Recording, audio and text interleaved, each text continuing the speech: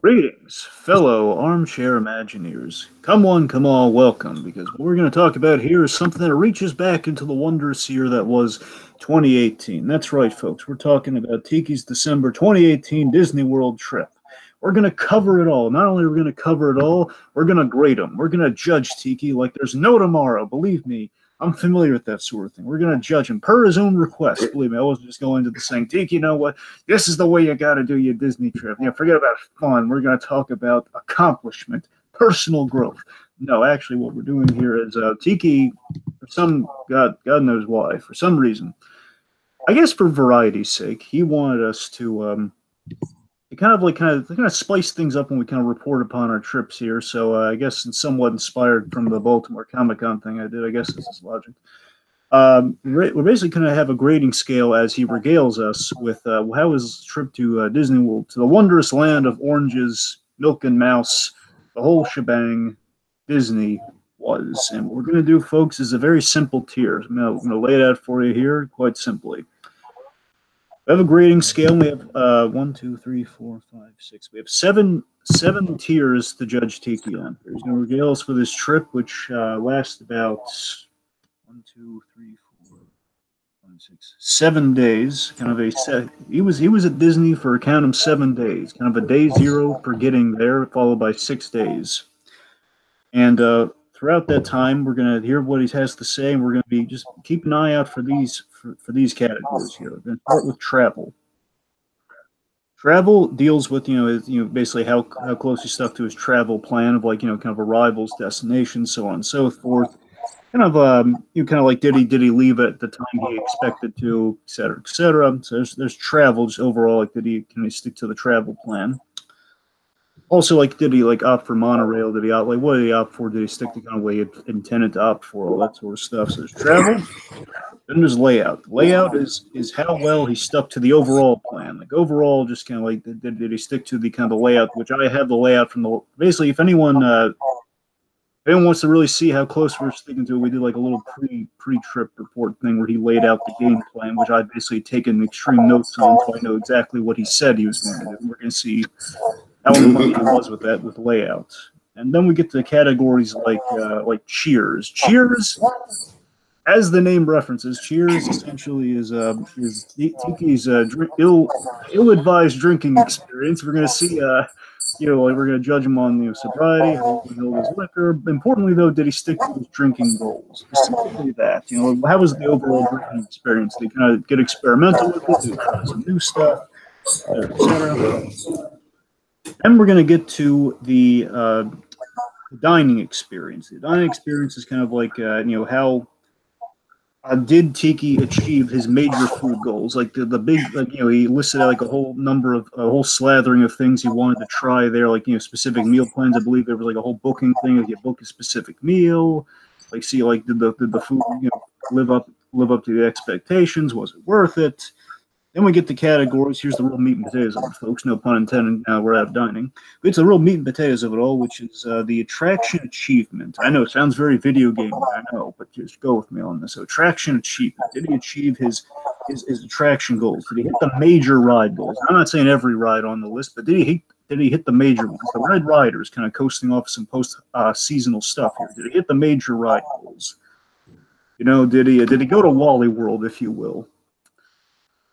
Then we're going to get to exploration. Now, these next two are the fun ones, folks. So exploration is, what new things did Tiki discover, and what did he learn? And importantly, it's kind of what did he take away from his overall from the trip to Disney? What new things did he learn? Did he experience any new rides, any new experiences? Did he learn anything or come away a better person or a worser person? Or a worse.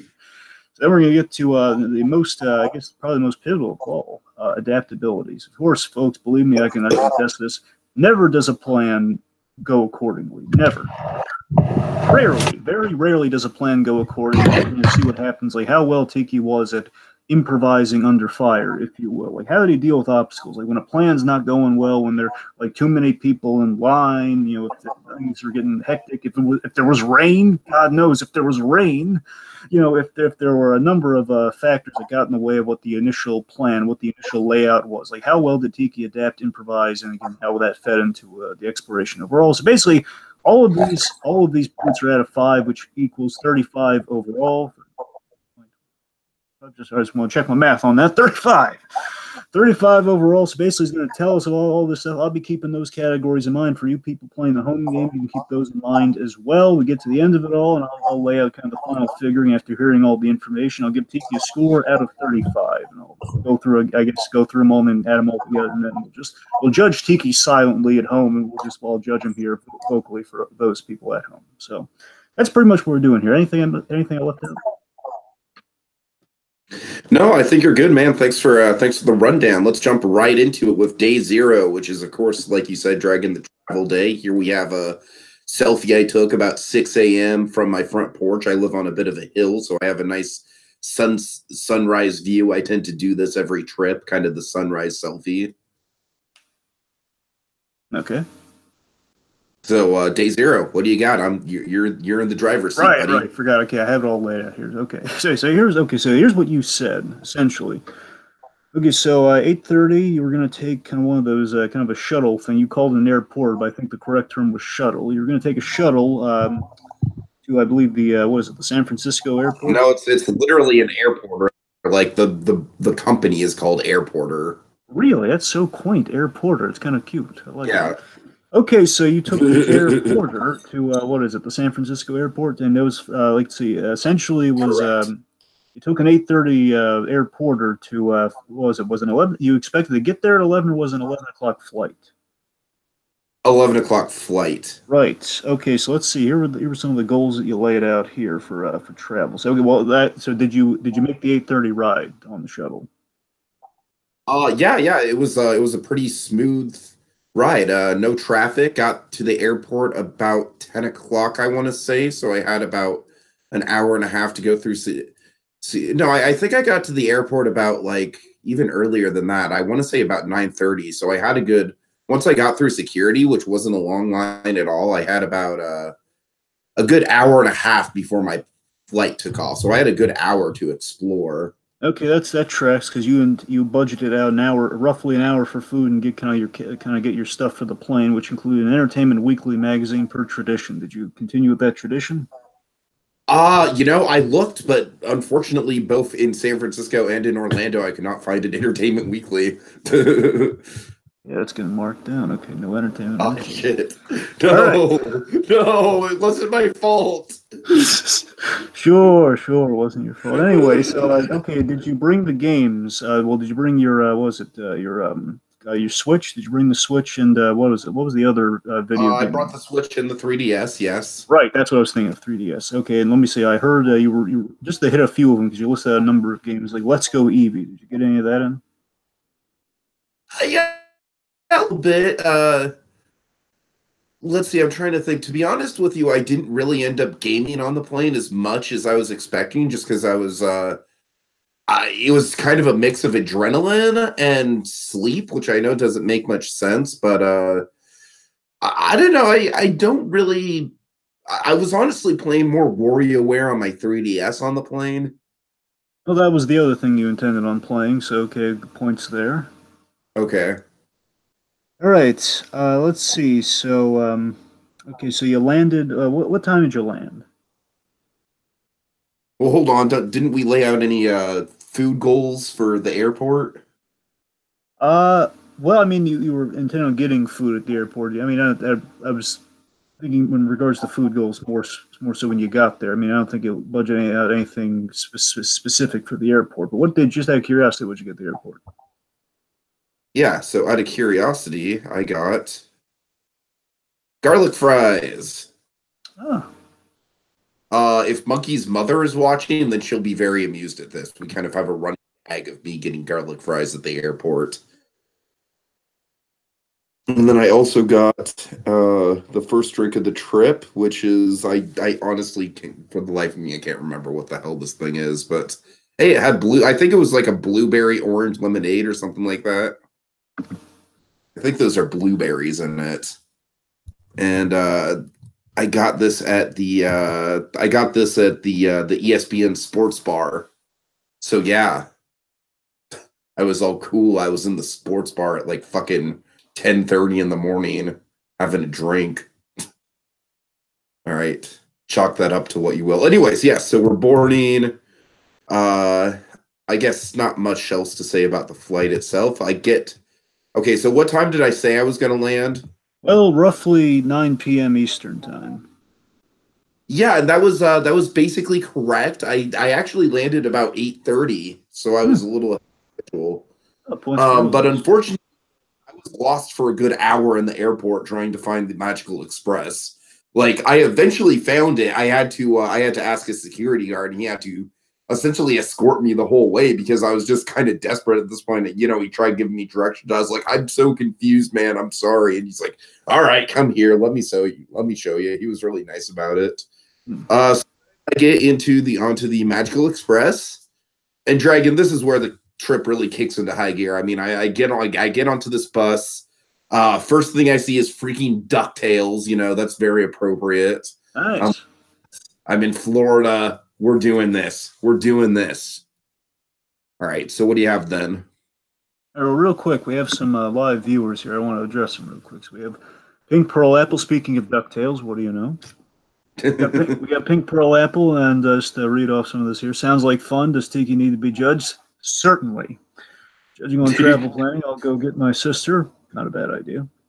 And yeah, I think we've adjusted the background noise thing. Yeah, it was happening while we were setting up here. It's gone now, so we're all good. Okay. Also, we have a monkey in the comments asking which is better, Blue Driver 5 or Blue Dragon Drive. What do you think? I like Blue Driver 5. Yeah, let's go with that anyway. Okay. Right. So yes, okay, let's see. So we took Magical Express. That's a Chickaroony, and we get to Disney Springs. So how was the arrival to Disney Springs?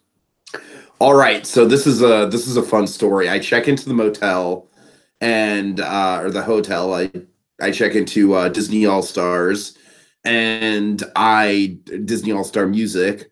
And Dragon, honestly, like I don't even freaking waste any time getting on the bus or get like I don't waste any time getting to my room and putting my luggage down. I literally dragged my luggage with me to the bus station because I see the bus pull up as I'm checking in.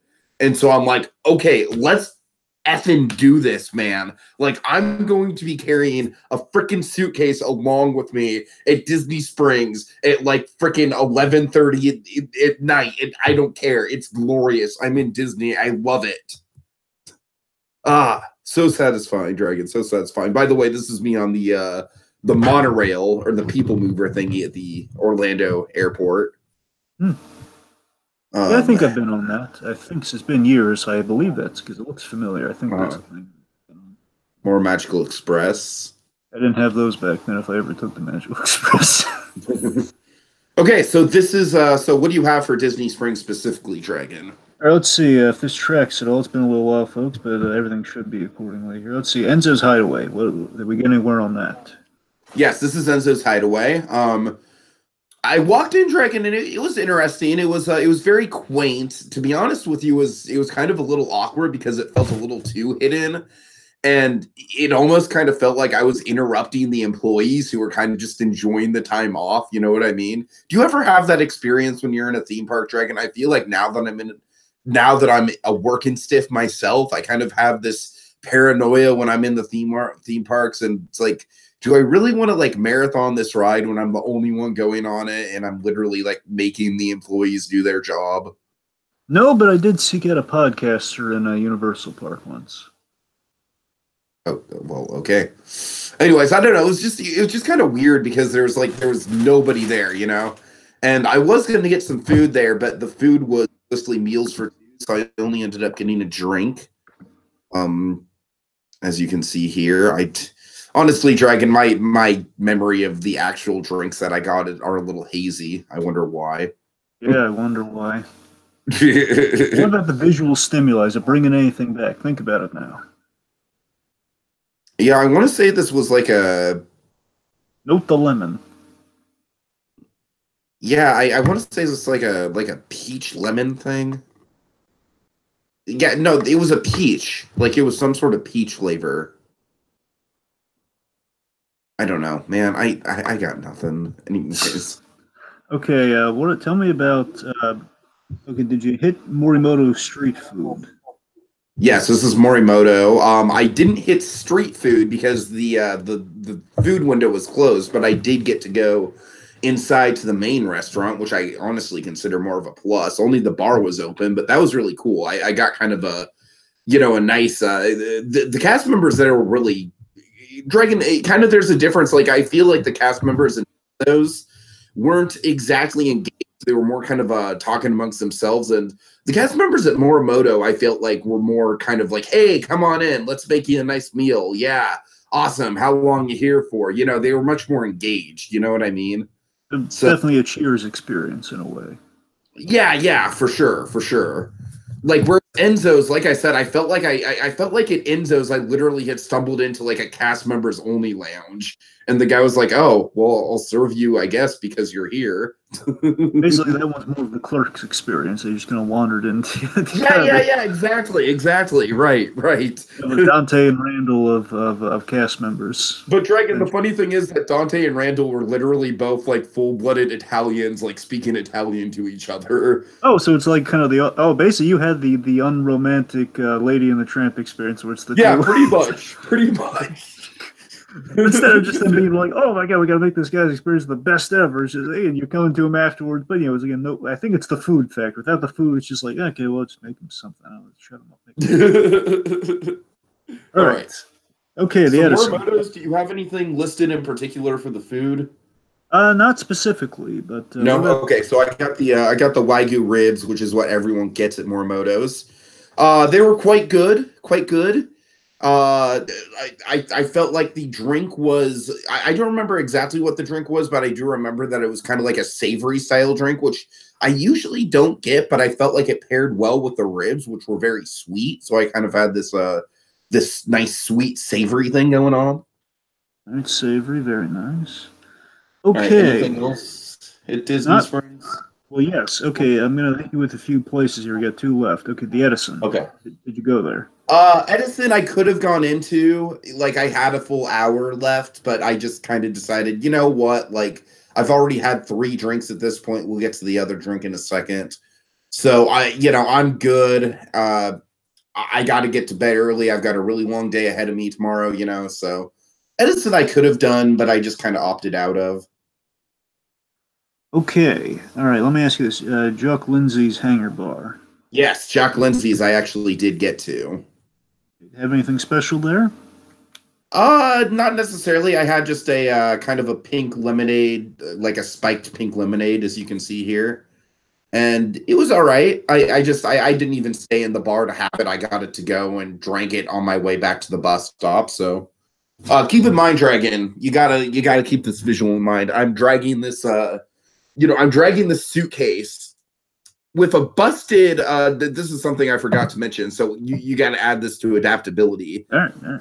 In the suitcase with a busted handle on it, right? Like the handle literally busted on at the airport. So I'm literally like, instead of actually being able to drag it to roll it around, I'm actually like physically carry it under my under my arm as I'm drinking this drink heading towards the bus stop. It was pretty hectic.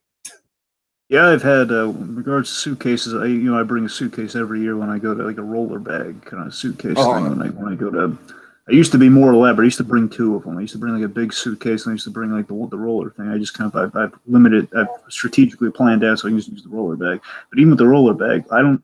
A part of me worries about something breaking. What I'm going to do if that happens. But the other thing though is, you carry it for days, and your hand chafes like crazy. Like, that's the thing that'll kill you. Like when you can't grip it at that point, you just have to hold it. Like your fingers have to like, kind of caress the holder thing. Otherwise, it's going to be like like your hands are on fire. Yep. Yep. All right. That's about it for day 0. So then you took the bus home, correct? Oh wait, yeah, I took the bus home. Here's some pictures from the hotel. Mhm. I stayed at the Jazz Inn section of the hotel, as you can see here. And you know what, Dragon? I actually really like the hotel. I really like this fountain. My room was directly overlooking this fountain, so I could literally hear the water running from the room, which was honestly kind of nice to fall asleep to, I've got to admit. I've been there. I do love a good running water to go to sleep by. Yeah, it's good. Yeah, right. It was kind of a nice perk. It was a nice perk. And Dragon, I got to admit, the All-Star resorts, I thought they were a grand slam in my opinion for value. Really, like they're about 150 a night. Are they out of the way? Like, I mean, maybe a little bit if you consider a 3 to 5 minute drive out of the way. You know, it's about 5 extra minutes to get there as compared to like something like Riverside or something that I stayed at my last trip. Totally manageable, man. Like I didn't feel like the extra travel time was bad at all. And it's right next to Animal Kingdom, which is a nice perk. And, as entities goes, like the food isn't the greatest, I'll admit. I mostly just kind of went with my standard, stereotypical Italian spaghetti and meatballs, at the food court. But I got it with the pool bar was above average. They had spiked milkshakes. I didn't try one, but they had them, which was interesting. And the thing that I like the most about All-Star Resorts is the layout, because the layout is literally just like it's like basically a big Motel 8 where it's just designed around a pool. And, for the functionality of that, where you're literally just staying in the hotel to sleep most of the time, it's nice to just be able to get off the bus, go around the pool, and get to your room. You know what I mean? It's nice to not have to navigate all these. Because I remember at Riverside, which I love Riverside, but Riverside, you had to walk through the lobby and then walk across a bridge and then walk through a courtyard, and this was a lot more manageable in that regard. So, honestly, Dragon, going forward, I have next to no reason to not stay at an all-star resort, considering that I spend most of my time at the parks anyways. Like, I can't imagine myself staying anywhere other than All-Stars in the future. All right, so good all-star experience. Yeah, All right. yeah. Do you go back? Do you go sleepy by? Are you restless for the next days? How's that going? So we had just. I was a little bit restless, but I think I managed to get to sleep about 2 a.m. or so. Okay, so 2 a.m. Interesting. Okay, so that brings us from day 0 to day numero uno. So, All right. you, little mister, are slated to take a bus ride. If I'm remembering correctly, you're planning on 7 a.m. To get to the 8 a.m. Opening of Disney Hollywood Studios for like some sort of early thing they're doing, correct? Yeah. I was gonna go to Disney's Hollywood Studios for extra magic hours, is what they like to call it. Right. And yeah, I managed to get there about 7:30 for an 8 o'clock rope drop. Hold on. 1 sec. By the way, during that little kind of peach lemon thing, Monkey is kind of quoted a very obscure, ridiculous joke. Look, a peach lemon. Oh, God. Curse you, Sandy, wherever you are. Yeah, it's all Sandy's fault. Thinking of Alf with that one, like, and to Mrs. Ochmark, wherever you are. So yes, okay. So shining bright sun, you're there. You're waiting to get in the Disney Hollywood Studios. Hold on, 1 sec. Topiary magic. I'm digging it. Okay, so this is the current walkway into Hollywood Studios. You can tell there's a lot of construction going on in the area. That's the Skyliner under construction. Now, one thing I want you to note about this walkway going forward, all right? Okay. Note of any sort of coverage. Huh. I want you to just file that in your mind. Like the walkway from the bus stop to Hollywood Studios entrance, I'm not exaggerating when I say it's maybe like a quarter to a half a mile of just pure, unadulterated, uncovered cement. Just keep that in your mind for later. Just file that away. Okay, cement. Uncovered. Uncover. Okay, I got you. I think I got it. Okay. Not an umbrella in sight. Gotcha. All right. Okay, so yeah, the topiaries, as you said. Getting into the park. Dragon, I'm so stoked at this point, man. I'm just like I'm elated. You can see the Tower of Terror in the background there. Well, fun So fact: Disney Hollywood Studios is probably my favorite out of the Disney parks going over there. you know what? I got to admit, man, it's getting there for me. With Toy Story Land, it's getting there. And especially in 2019 and beyond, now that we're getting not just Galaxy's Edge, but also Runaway Railway, which honestly, Dragon, I may be even looking more forward to Runaway Railway than I am Galaxy's Edge. That's a different story. But yeah, I'm pretty stoked for Hollywood Studios' future. So basically, here's the process. You have Toy Story Land, obviously, right? Yeah. So again, the major goals you cited were right off. I believe it rope drop. I'm not. I believe it was rope drop. You had Slinky's Slinky Dog Dash. Mhm. Basically, the three major goals for this day were Slinky at the start, Rock and Roller Coaster, and Tower of Terror. Those are the three major ones you outlined for your goal. Those are the major goals. So the question is, did you hit those goals, or what happened with those goals? Tell us.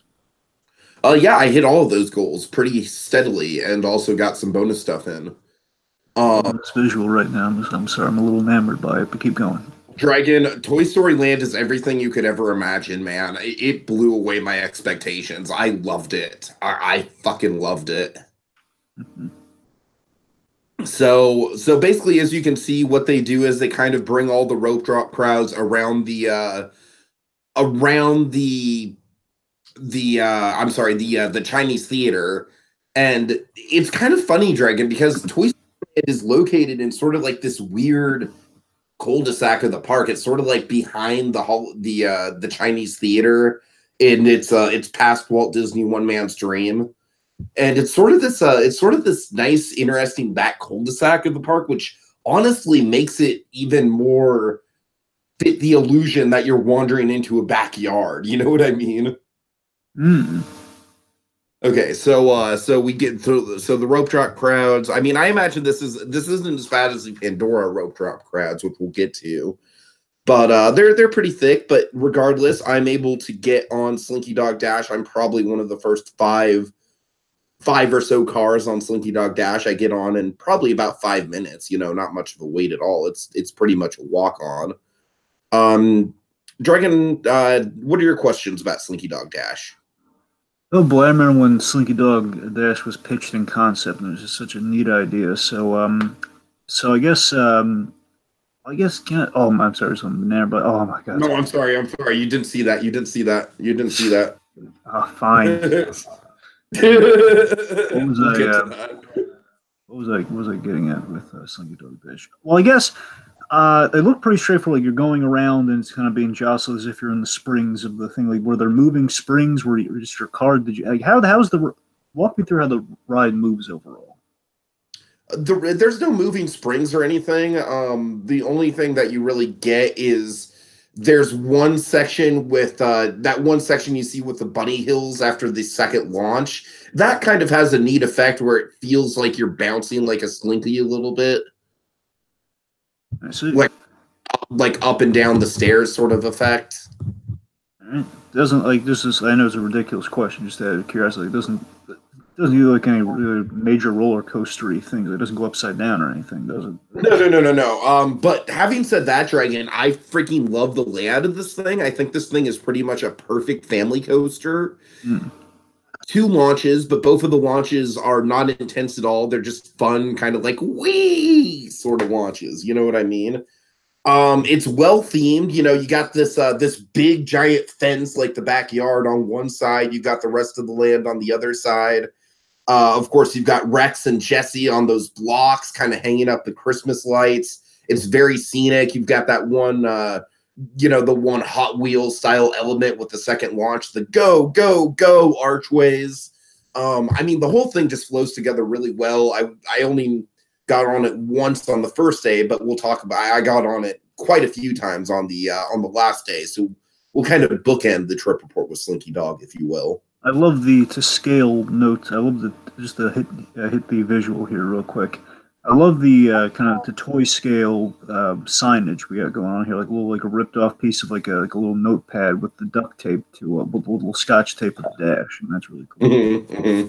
But I mean, Tiki, let me just ask you this real quick. Overall, for the Slinky Dog Dash stuff, is that so? You know, ordinarily, my kind of barometer for I know it's not precise. Would you describe it as a coaster at all? Yes, yes, it's a coaster. Yeah. Okay, 'cause I'm not. I just want to make sure I'm not off base with this. So my usual type of coaster is like the Woody Woodpecker coaster, or like the Goofy coaster, like kind of a smaller scale. Oh, it's a step above that. Okay, well, would you think I'd be comfortable on this? If that's my kind of my barometer. Dragon, yes, yes. I think you'd absolutely enjoy it. I think it might be like honestly, I don't think it's any more intense than something like Big Thunder Mountain. Hmm. All right. So, it's probably less intense than Space Mountain. All right. So that's kind of where I'd rate. It's maybe like right in between that area. Like it. Okay, so let me ask this: do you hear any Blake Clark dialogue? Can you hear like kind of Slinky talking throughout the ride? Oh yeah. Oh yeah. Cool. Cool. All right.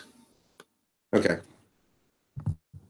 Okay, so yeah, I kind of teased you with that tantalizing Buzz Lightyear image. Let me go back to it.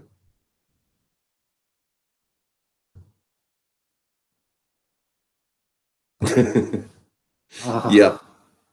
Yeah, it's pretty cool. Oh, I'm sorry. It's got to bask in it for a minute here. Just oh god.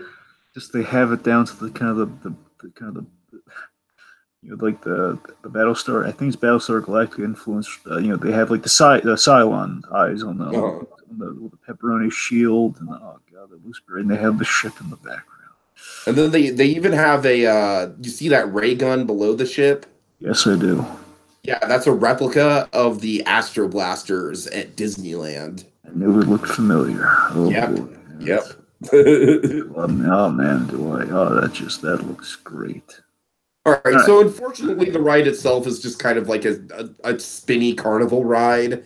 I honestly prefer Mater's Junkyard Jamboree because I think Mater's Junkyard Jamboree does a better. It's the exact same ride system. Like literally, it's almost kind of like how the flying carpets of Aladdin and Dumbo are the same ride, just different themes. You know what I mean? Right. So Mater's Junkyard Jamboree, I think, does a better job of kind of into the ride, because you got Larry the Cable Guy, you got all those different songs that he sings, and I feel like it's a more engaging experience. But Alien Swirling Saucers is fun. Like I said, I more just appreciate it from a scenic point of view with that ship and the giant Buzz statue and everything. Especially at night, it adds to the atmosphere of the land.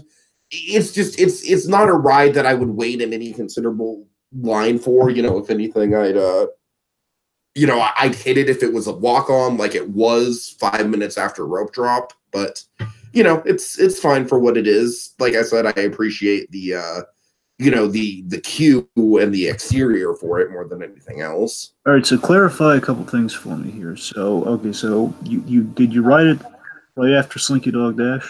Yeah, I rode it right after Slinky Dog. Yeah. All right, so you rode after Slinky Dog, and that's the what is it? What's the official name? The saucer. Alien Swirling Saucers. Right. Okay. Gotcha. All right, and I even managed to snag a ride on Midway Mania. Nice. So again, basically, so right off the bat, you're hitting 3 Toy Story rides when you hit the thing.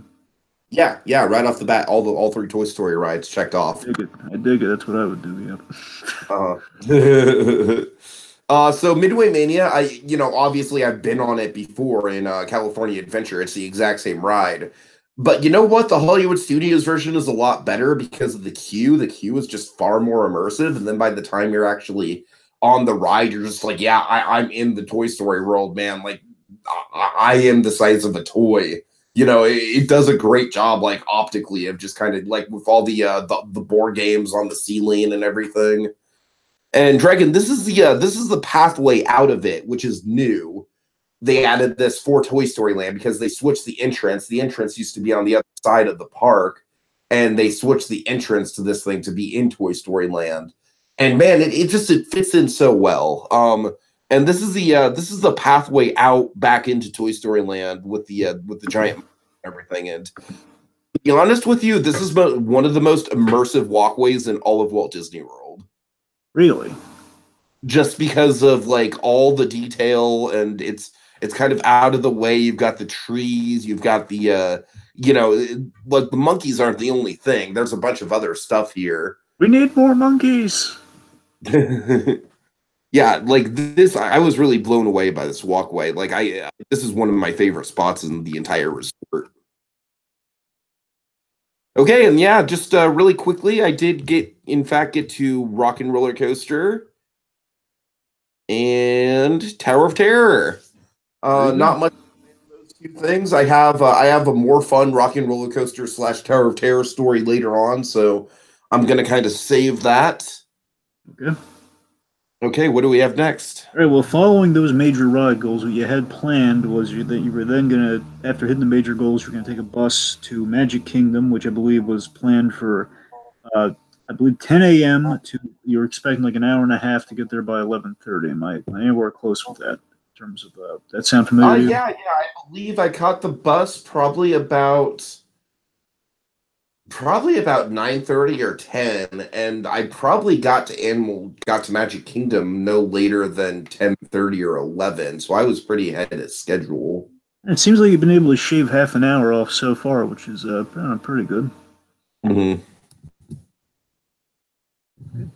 All right, so you get to Magic Kingdom. Now, Magic Kingdom, major one right off the bat was Jungle Cruise, which was themed seasonally. Because bear in mind, folks, just a little reminder, Tiki went down here was December. It was very kind of holiday associated, so it's a few holiday overlays, and I believe the one you were teeing up was the Jingle Cruise, kind of the holiday version of Jungle Cruise.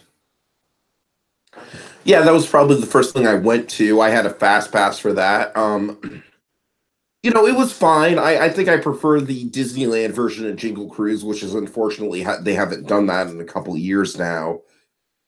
But, nothing to complain about. I think I had a better experience on the Jingle Cruise during one of the Christmas parties, so we'll get to that later. Okay. Okay, so at 1:30 you had a Be Our Guest reservation. Yeah, any minor attractions or anything in between Jingle Cruise and Be Our Guest? Well, let me see. Well, I mean, overall, I'm kind of jumping kind of after Be Our Guest, but let me ask this just kind of curiosity. Did you hit Hall of Presidents or moments in Muppet history? I did hit Hall of Presidents. Great moments in Muppet history. I did not get to until later on in the trip, but I did eventually get that. Okay, did you hit Hall before or after Be Our Guest? Before. Okay. I actually managed to do quite a lot of stuff before Be Our Guest. That's why I bring it up. Okay. All right. Well, let's tell you what. Rock us with some stuff you did, and I'll note if it was just kind of you're getting ahead of schedule stuff or not. So again, before Be Our Guest, what did you do? Okay, so I did Hall of Presidents, which no comment on that one. I'll just leave my opinions for myself on that one. I liked it a little bit better than I liked it the first time around. It's still not. I still don't think it's nearly as good as either Mr. Lincoln or American Adventure, but that's not because of the president that's in there. It's just because, frankly, I think it's just a weirdly structured show where it's just kind of a roll call. Like, you have all these animatronics and you do next to nothing with them. They all just kind of stand there and politely bow when their name gets called. The Hall of Presence is one. If I could go back in time, I would avoid going to the Hall of Presence in the past. I got to tell you, basically doing as many times as I probably have done in the years I've gone to Disney. Because you got to go to Hall of Presence. You realize, well, it's just they're doing the same thing over and over again. So they're calling all the names, and there's a new guy at the end sometimes. Yeah. Like, where's the fun in that? Okay, so Dragon, I swear to God, I had not been drinking at this point, but this is going to kind of speak to what eventually happens on this day. So I met up with the Country Bears, both Big Al and hopefully it's the next picture on here, Liver Lips McGraw. And here's the funny thing, Dragon. This encounter literally became a blur on my trip. I literally had to look through my pictures to see, like, oh yeah, I did get the Country Bears. You look really unthrilled with, what is it, Liver Lips McGraw? You look very unenthused by him. I'm sorry, I don't mean to be unenthused. I don't have good picture. I don't have a good picture taking face, Dragon. What about I'm just asking if he was underwhelming in any way or something. No, he wasn't. What about Big Al? I look more enthusiastic with Big Al, right? Yeah, that's what I'm saying. Like, the thumbs up versus like, yeah, I'm contractually obligated to take this photo with this. That's not what it looks like. Oh God. Anyway. Okay, and then I also got Jack Sparrow in. That was fun. That was like a 5-minute wait. He was just kind of right there. Look at this guy kind of face. Like, yeah, look at this guy. He was really fun, right? He's like, "Oh, where are you from?" I'm like, I say San Francisco when people ask where I'm from, even though I'm from about like 40 miles north of San Francisco, but it's just an easy answer. He's like, San Francisco, great, then we'll parlay there. We'll parlay there. We kind of got on a whole like plan of like, we'll go pillage the town. Generally speaking, Dragon, one of the surprise hits of the trip was the character interactions. I managed to get a lot of them in, and they were really fun. All right, okay, character interactions, that's good.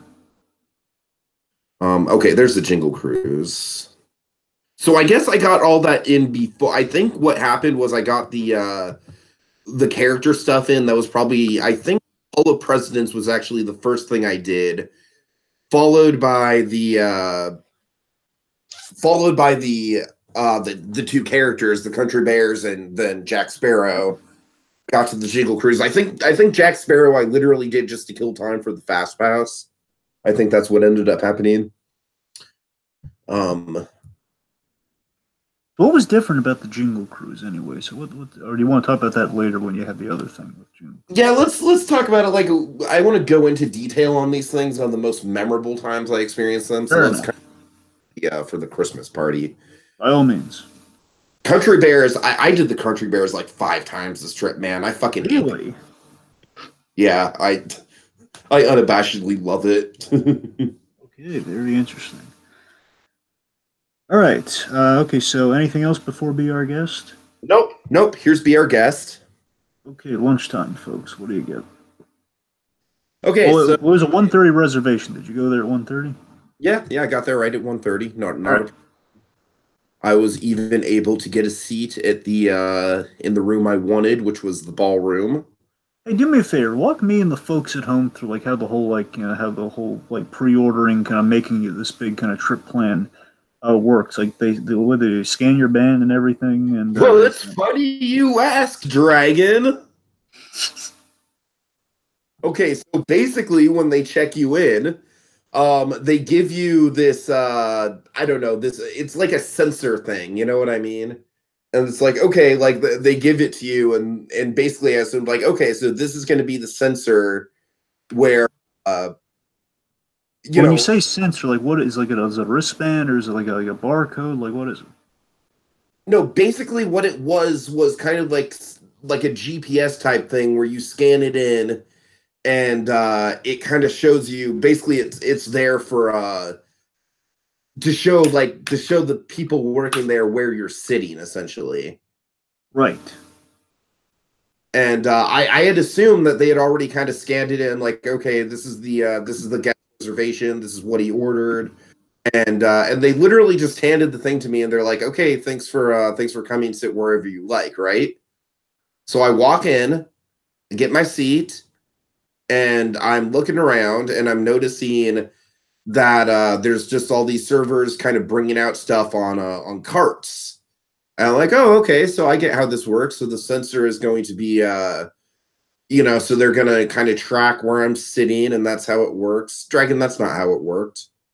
Oh, okay. So how did it actually work? And it took me about 20 to 30 minutes to realize, like, I was just sitting there, and I was like, something's not right here. Like, people are coming in, and within 5 minutes, they're getting food, and I'm just sitting here, right?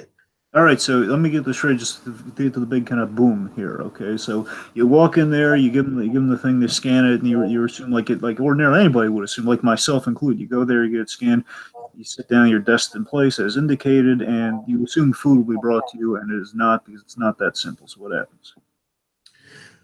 Basically, at this point, I'm to the point where I literally don't even want to eat here anymore. Ah.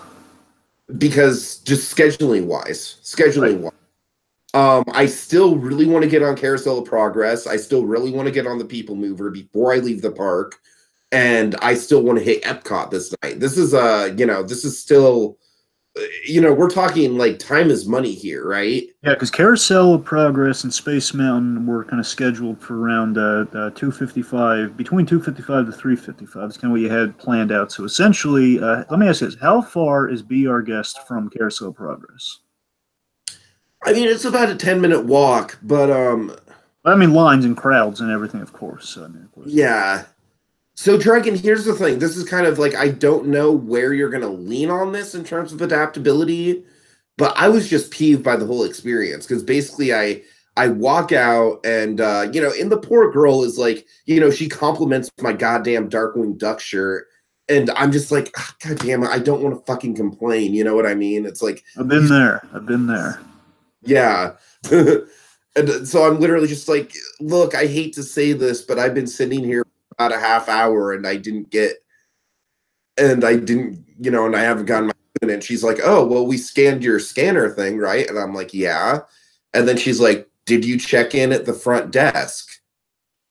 I'm like, no, nobody told me to check in at the front desk. Like literally a half hour ago, you told me sit wherever you like. That's literally all you told me. And of course, the poor girl is very apologetic. She's like rushing in to get her manager to fix the situation. And look, I don't blame her at all. I've been there in retail situations. I can't imagine how hard it would be being a Disney cast member, especially at a restaurant like that. I'm sure at a restaurant like that, you get people walking up all the time, being like, "Hey, why can't me and my kids eat here? Because you didn't get a reservation 6 months in advance, sir." You know what I? It's like I'm sure you have to deal with crap like that all the time. So Essentially, you didn't have a red shirt experience like I had at the Comic Con. You didn't have like the people who have no idea what they're doing. oh God, Dragon, the Disney cast members are just the opposite of red shirts. I had zero bad interactions with cast members. I love Disney cast members. Good. Like Good. as cast members are one of the main reasons I go to Disney. I can't say enough good things about them.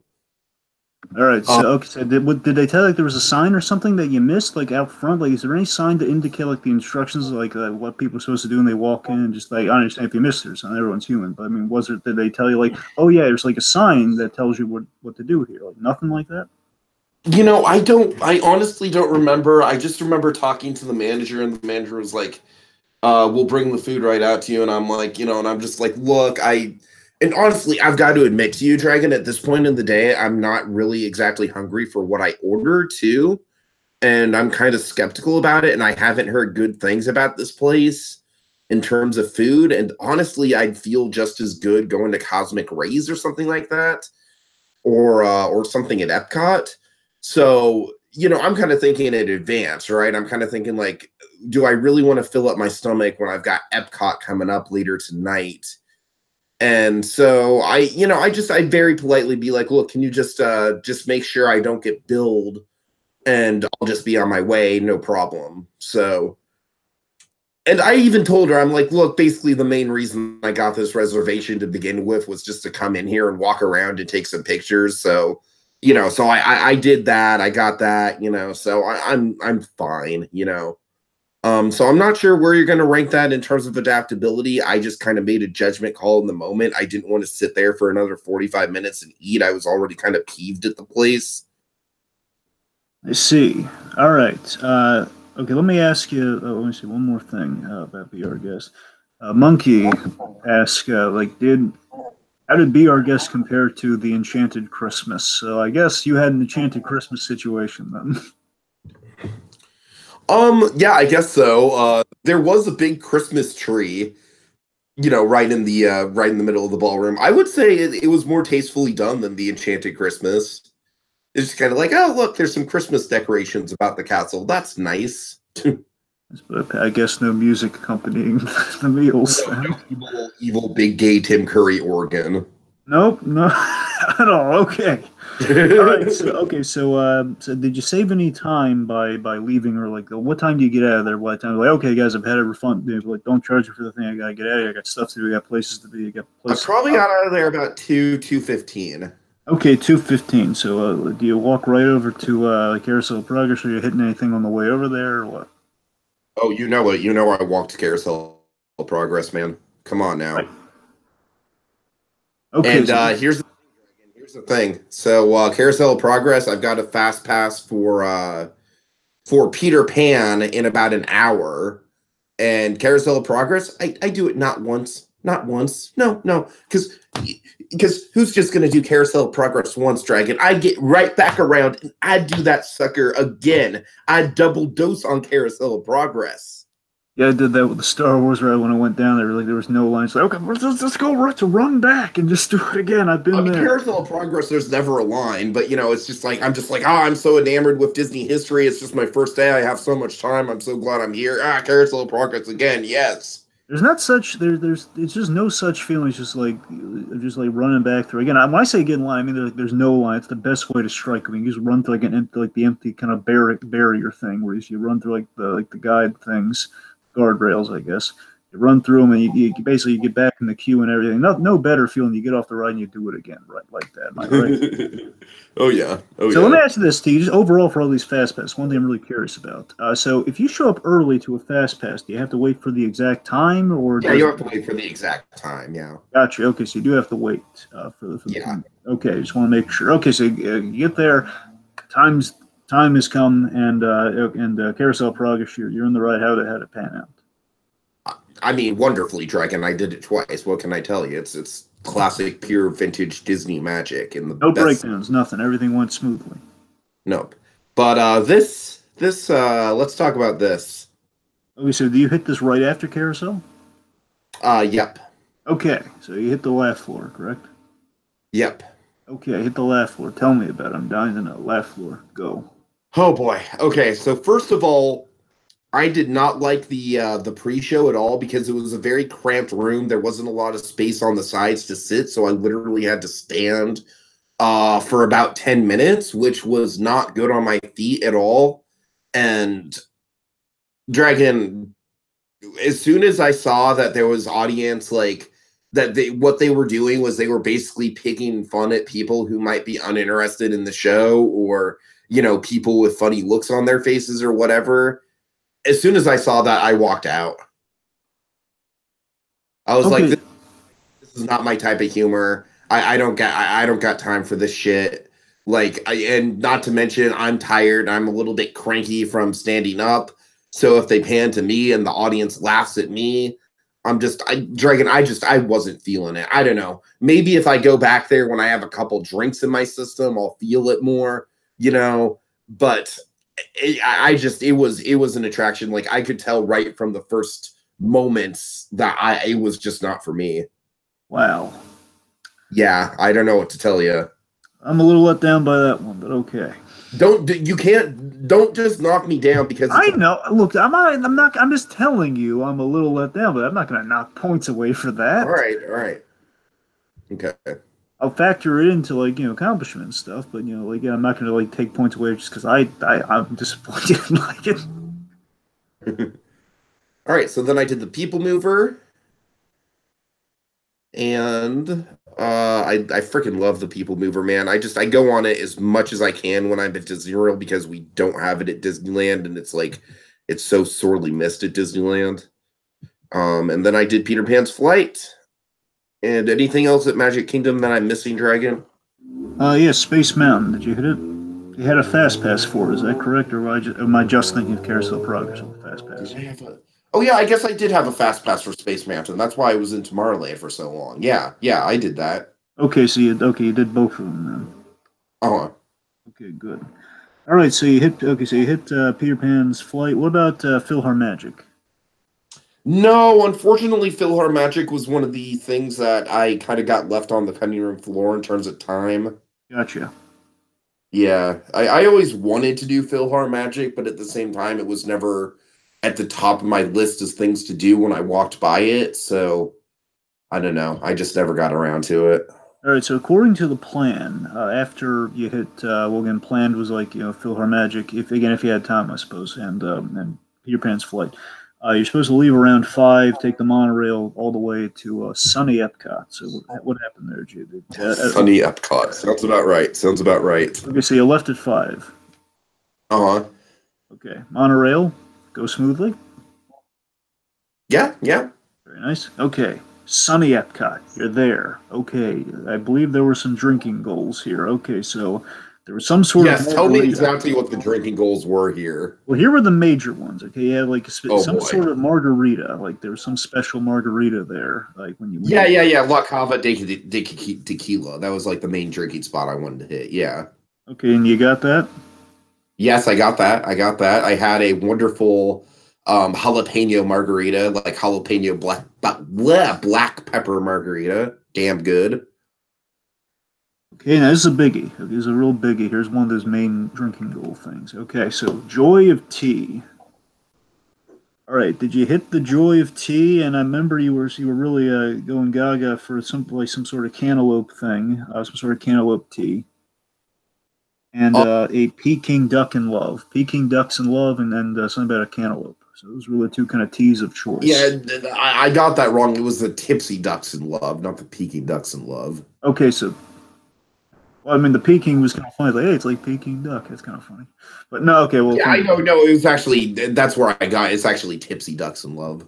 Okay, tipsy ducks in love. I take it there's. Just want to correct that. Gotcha. Okay, so what'd you drink up? Yeah, I got a Tipsy Ducks in Love. Yes. All right. Okay. Let's see. So basically, out of the choice out of those two you picked, you went with tipsy duck, and you just weren't. Okay. Was it good? Okay, Dragon. I'm not. It was good. It was good. It tasted like a frosty from Wendy's with alcohol in it. Huh. I see. And some coffee. Okay. All right. Okay. Spaceship Earth. Oh, wait a minute. Huh. Sorry. Well, yeah. Space. Is that order on that one? All right, Dragon. Hold on. I'm going to stop you right there. I'm going to stop you right there. All right. Okay. Okay. Does it say anything in your notes about drinking around the world on day 2? Let me see if it's on day 2.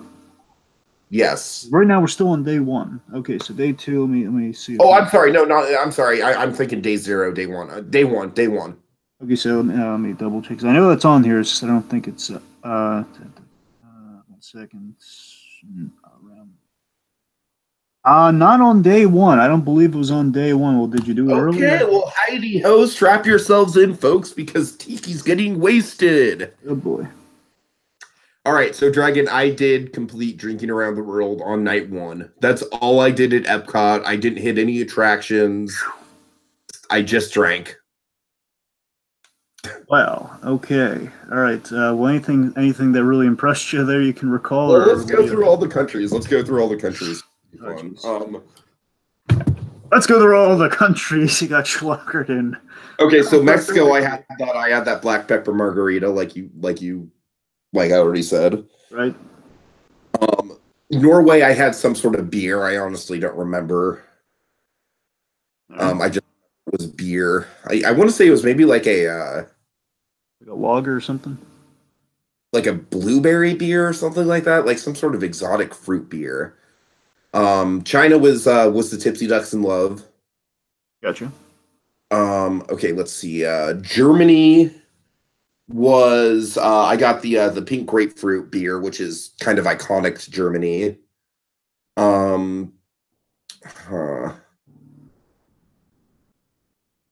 Italy, I'm sure I got some kind of wine. I just don't remember exactly what. Wesley would be disappointed. American Adventure, once again, some kind of beer, don't remember exactly what. France, I got a Grey Goose slushy, like a Grey Goose lemonade slushy. That was very good. That was a highlight. I'm trying to think if I'm forgetting anything. The UK, guess what, Dragon? I got a beer and I don't remember exactly what it was. Was So it you a tried? pint? No, I don't think I went with a pint. I don't think I could have handled a whole pint. Well, I'm counting like 5, 6, at least 7 drinks. So I mean, that's a lot. No, I got 11 total. Well, I know a lot. I'm just counting through like the whole around the world thing, but sure, I mean, 11 total. Yeah, it's that's. No, I mean 11. That's how many countries are in the around the world. So 11 total. Oh. I'm trying to think of the ones I'm missing. Oh, Morocco. Morocco, I got some sort of like fruity cocktail. Yeah, it's all kind of a blur, Dragon. I spent over $20 for it to be just kind of a blur. You Okay, know. so if I'm getting this correct here, basically you go you go from Hollywood Studios to Magic Kingdom, then to sunny Epcot, and when you get there, you know what? I'm thirsty. You get Schlocker, attraction. Oh, shit, spaceship Earth. What? I forget that. Okay, so do you hit the? Okay, I have a funny story though. I have a funny story. All right. Halfway through when I'm at the American Adventure, I'm just like, I'm oh, 5 minutes until American Adventure starts. Fuck yeah. I mean, I don't actually say fuck yeah out loud, but you know what I mean. Right. So I walk what into. Did you say, mommy? No, okay, don't keep going. Okay, so I walk into American Adventure. I sit my ass down in the front row. I'm like, all right, this is awesome. I'm all freaking drunk. I'm gonna see some animatronic Disney action. I can really appreciate it in my unsober state. And Dragon, right as the most sobering moment of the whole American Adventure thing comes on, the two brothers thing with Abraham Lincoln and his brother, and how one was a Confederate and one was a Yankee, and it's a very sobering moment. And then the lights in the theater come on, and the lady over the intercom is like, unfortunately, due to technical difficulties, this performance of American Adventure has been canceled. And so we're all walking out, right? We're all walking out of the theater.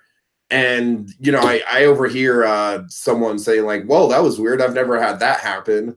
And I was like, and then I had to insert my drunken ass conversation. I was like, yeah, I know. And I was really getting into it too. I was like, yeah, man, American Lincoln, or yeah, Abraham Lincoln, awesome. I was like, oh Jesus. Looking back on that, I'm just like, I'm a fucking it must have sounded like I was in like a wrestling match or something, like, yeah, American fucking Abraham Lincoln, hell yeah.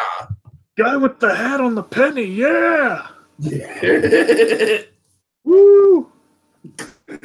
All right. Honestly, Dragon, the one thing that happened that night that's not a blur. Well, one, when I got to Canada, which was the last stop, I was just like, yeah, I made it around the world. And she's like, oh, well, you don't seem that bad. I'm like, no, I've been drinking. I've been drinking water and eating. And she's like, yeah, that's the way to do it. Oh God. And then Dragon, I secured a primo spot for what's it called? Shit. Illuminations, the fireworks show. Yes. About 10 minutes before it started, and it was effing glorious, man. I was like so schlockered at that point, but I was just like, it was pure bliss. It's just like, yes, fireworks. Yeah, because usually you're not crazy about the fireworks, right? Well, yeah, but I knew I needed to get illuminations in because this was the last time I'd be able to see illuminations because it closes this upcoming summer. Right.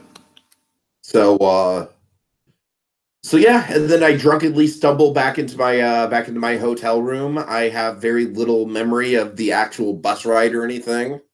I remember I very urgently needed to get to the bathroom, and fortunately, I did make it. Thank God. Okay, so let me track this a little here. I just want to lay out the plan here, see how closely you followed this here. So let me ask: you mentioned eating and drinking water? So did you hit the holiday food booths while you were there? Holiday food booths came later on in the trip. Gotcha. Okay. All right. Okay. So In terms of food, I had two things. I had some sort of bao bun type thing at the Joya Tea, which was pretty good. And then I had a slice of pizza in Italy, which was a pretty significantly sized slice of pizza. So that pretty much filled me up for the night. All right. Okay, so let me ask this. So initially, your plan included this. It sounds like you may have deviated from this. I gotta ask you. Okay, so it said the park closes at 9:30, and the whole illumination reflections Earth plays before you leave. Then you hit the boardwalk, and you're supposed to drink at the Abracadabra bar. Getting a sense that Dragon Abracadabra will come into play later, but I was so hammered at that point. The best thing to do was just go back to the hotel room. Gotcha. I kind of played. All right, well, because then following, I'm just gonna lead it through here before we so we can get back to where you ended up here.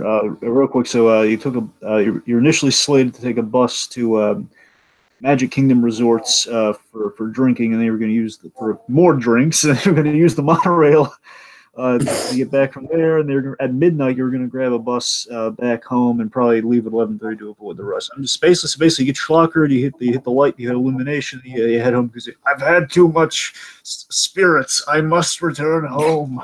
I mean, can you blame me, Dragon? After 11, do I really need to go to the Disney resorts for like another 2 or 3?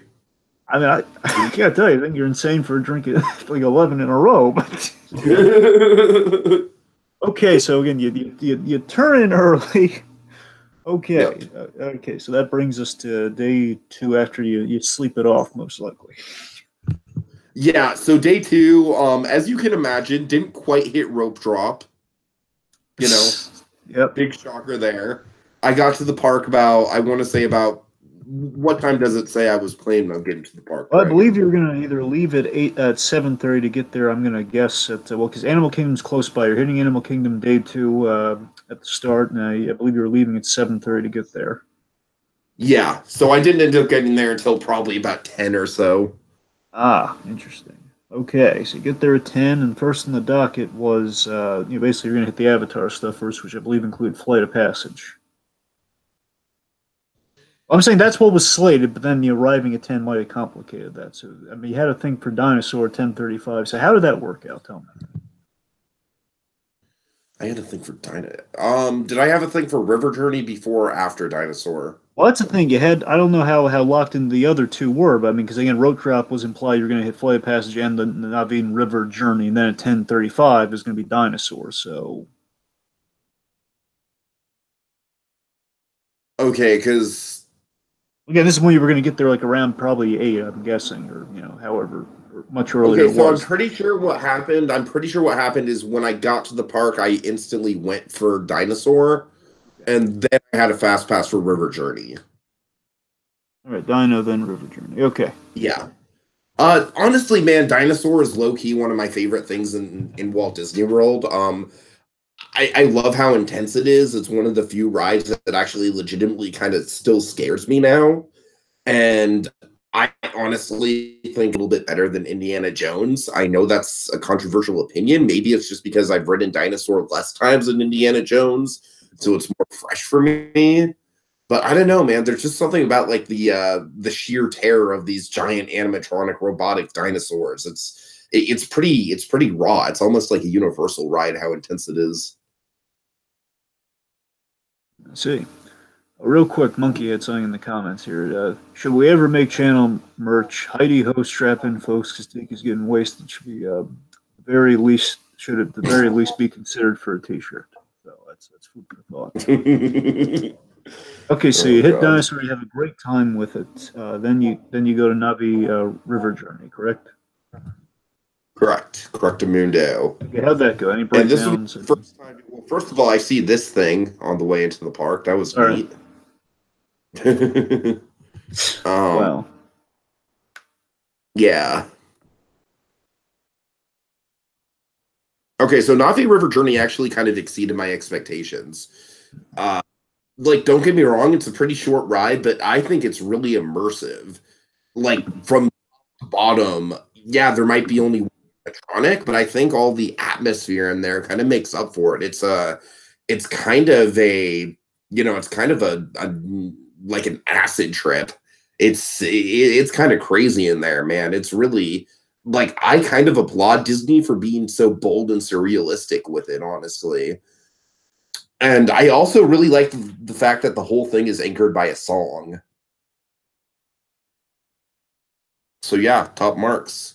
All right, what's it say on Journey?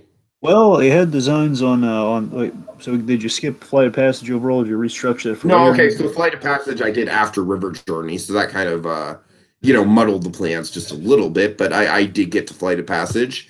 I managed to get Flight of Passage in 3 times overall.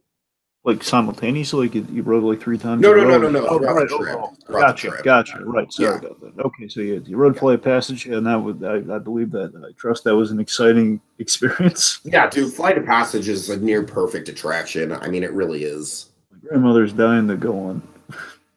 I mean, like from top to Flight of bottom, Passage. from the second you step foot in the queue and you see the flying mountains, and like just the walk up into the indoor part of the queue when you're walking up the mountain and you're, all the plant, everything, and all the vantage points, and then when you actually get into the mountain and all these caves and the lab and everything, like before you even get on the ride, it's a journey, man. It's an experience before you even get on the ride. And the ride itself is one of the best things Disney's ever done. So yeah, top to bottom, Flight of Passage is pretty incredible. All right, let's see. So, okay, so after that, I mean, you had plans for seeing the Nemo the musical, seeing the Finding Nemo musical. Did you do that after those, or did that come later in the day, or something? Yeah, I did that. I also got a chance to meet Launchpad McQuack. Good, good. Awesome. Finding Nemo the musical. Let's talk about it. Yes, It. please. I'm not even going to beat around the bush. It's one of the best things I've ever seen on stage. Really? Yeah, I loved this thing. I loved it, loved it, loved it. I mean, the songs weren't really anything to really write home about per se, but the staging was incredible. I mean, all the giant puppets, and honestly, the acting was really, really on point. I was really engaged with, especially the main actors for Nemo and Marlin in particular. They felt like they bodied their roles really well. I don't know, man. This thing was something special for me. I mean, I was just blown away by it. Let me ask you this: did they use the audio and the themes from the movie over the puppets, or what? I mean, yeah, the themes of the movie are there, but it's a lot of original songs too. Gotcha. I mean, like the egg theme, So this is obviously. where I encountered my first thunderstorm dragon. Ah, weather. And it was right outside as we were all waiting to go into the Nemo theater, and it was uncovered, and it was fucking chaos. Oh boy, see, folks, I can relate to this because I remember like something like I once had to buy a poncho and I still and I think it maybe I don't know if that poncho is even usable after a while because you're in a rush and it's raining. It's like I don't know why shouldn't why can we bring an umbrella? We need a poncho. Like I'm not a poncho guy. Get a poncho. Like one of those things. Okay, but honestly, Dragon, it was one of those moments where I just kind of embraced it. I was like, okay, you know what? I'm completely unprepared for this. I don't even have a jacket on, but fuck it. Let's just let God take its course. I'm in Disney. I'm having the time of my life. On a dream vacation. I'm about to go see a wonderful show in this theater. Just bring it on, man. Bring it on. So in other words, storm's coming, but you didn't care. Pretty much. All right, okay, so you go to Passing Nemo. down the course, Mr. Benecal. Rough seas, I fear. All right, so you have a great time at Nemo the musical, and you get out of there. So it's pouring when you get out of there. Is that correct? No, no, no. And by the time I got out, it was pretty dry. That's kind of the nature of Florida rainstorms, Dragon. It's true. It's true. Again, that's why the puncher felt like, why did I spend so much money on this? Now Yep. it's not even raining anymore, and I'm stuck with it. Yep. Well, that's why I didn't ever bother getting a poncho or umbrella because I kind of knew how it was going to go. Yeah, I know. Ordinarily, it's like that one time. It's like that one time you do something stupid. It's like, oh, why do I gotta? Anyway. All right, so okay, It's okay. I ended up buying a $35 power, power brick for my phone out of sheer desperation. So just the purchases of desperation. Yep. Okay, so Smoke Tree BBQ. The Smoke Tree Barbecue. What happened there? Did you get your Yeah, pork I fries or did. your pork pull fries, whatever? I got the pork pull fries, Dragon, and they were amazing. They lived up to my expectations and then some. They were fucking delicious. There they are right there. Don't those look good? They definitely look prepared. They look kind of coated. Yes. All right. All right, 210. You got the Kilimanjaro Safari. Did that go according to plan, or was there anything in between? How much time were we taking here? So we can see. You're showing up a little later than you do. So I'm like, tell me time wise how you're doing on mistakes. You show up at 10. Honestly, time-wise, I'm doing okay. I believe Nemo was probably about noonish. And so by the time I got out of Nemo, it was about 1. And then I head over to Smoke Tree or Flame Tree for the pulled pork nachos. So I'm honestly right on schedule. I think I end up even being able to squeeze a ride on Everest in before Safari. All right. And yeah, Safari's really good. I mean, it's immersive as hell, man. I mean, just being out there, it's just all the land and just it's sheer wilderness. It literally does feel like you're in the middle of Africa out there. It's pretty cool. Like it's one of my favorites. Hmm. It's not an attraction that I'd go on over and over again by any means, but it's definitely like a once every time I'm in Animal Kingdom kind of deal. All right. Okay, so you're slated to leave around 3:30 to go back to Disney Hollywood Studios by 5 o'clock. So what's happening after Kilimanjaro? Do you do anything before you leave, or anything that comes up between 3:30 and 5 o'clock? No, I'm pretty sure after Kilimanjaro, I head out of the park probably about 4 o'clock. All right, I did get to see Scrooge. nice, very nice. They sound like David then. I mean, no. I know, I'm aware. Oh wait, I guess I did do Dinosaur a second time too. Nice. So yeah, that was fun. Cool. All right, so you get there by 5. Yep. I Yes. probably got there around 4:30, I want to say. All right. Okay, so you're really shaving that. Okay, here's the thing, Dragon. I get off the bus. Remember that long stretch of uncovered walkway? Yeah. Fucking downpour. Ooh. Yeah.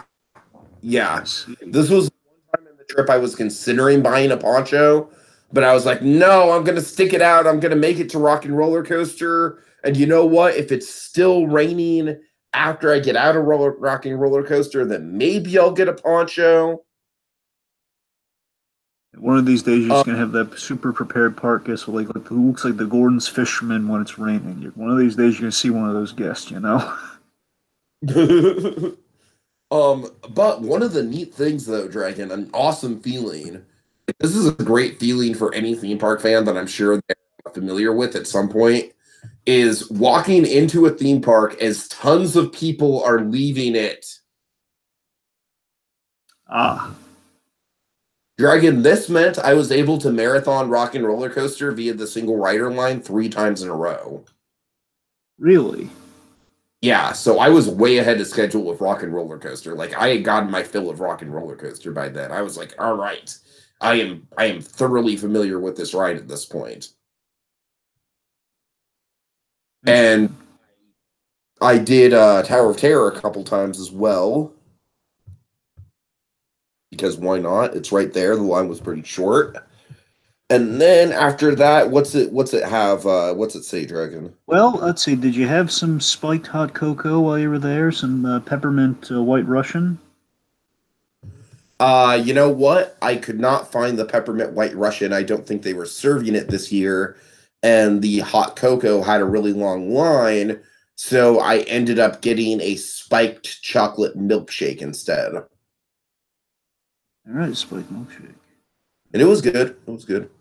But you have to Okay. realize at this point, after the 11 drinks, after the drinking around the world thing, I wasn't as inclined to be like, all right, I got to hit up every single drink I have on my list. You know what I mean? I was kind of done after that. Like, I feel like I kind of peaked a little early with my alcohol. I see. All right. Well, did you were ruminating about hitting Toy Story Land this day, but it sounds like you hit it really good on the first day. So I wonder, did you end up doing Toy Story Land again this day before you went to the next park?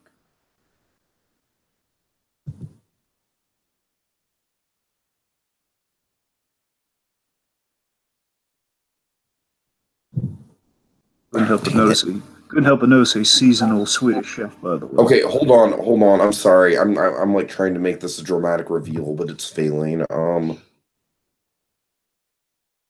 Fuck.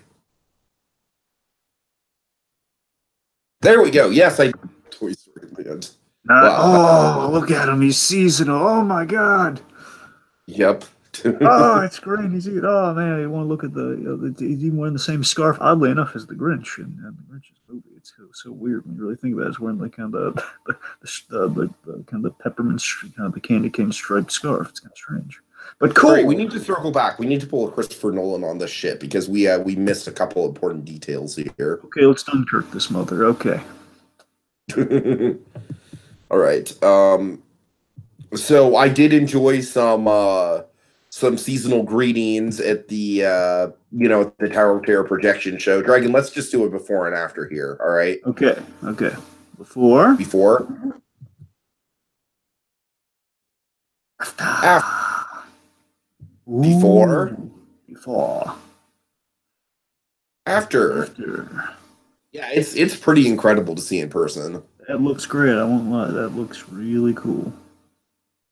And then the Swedish chef set piece was turning the Tower of Terror into a giant gingerbread house, which was amazing.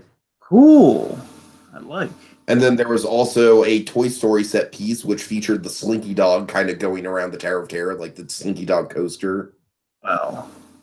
Yeah, it was pretty cool. Right. Okay, here we get to one of the big highlights of the trip, Dragon. Do I have anything written down here about Brown Derby?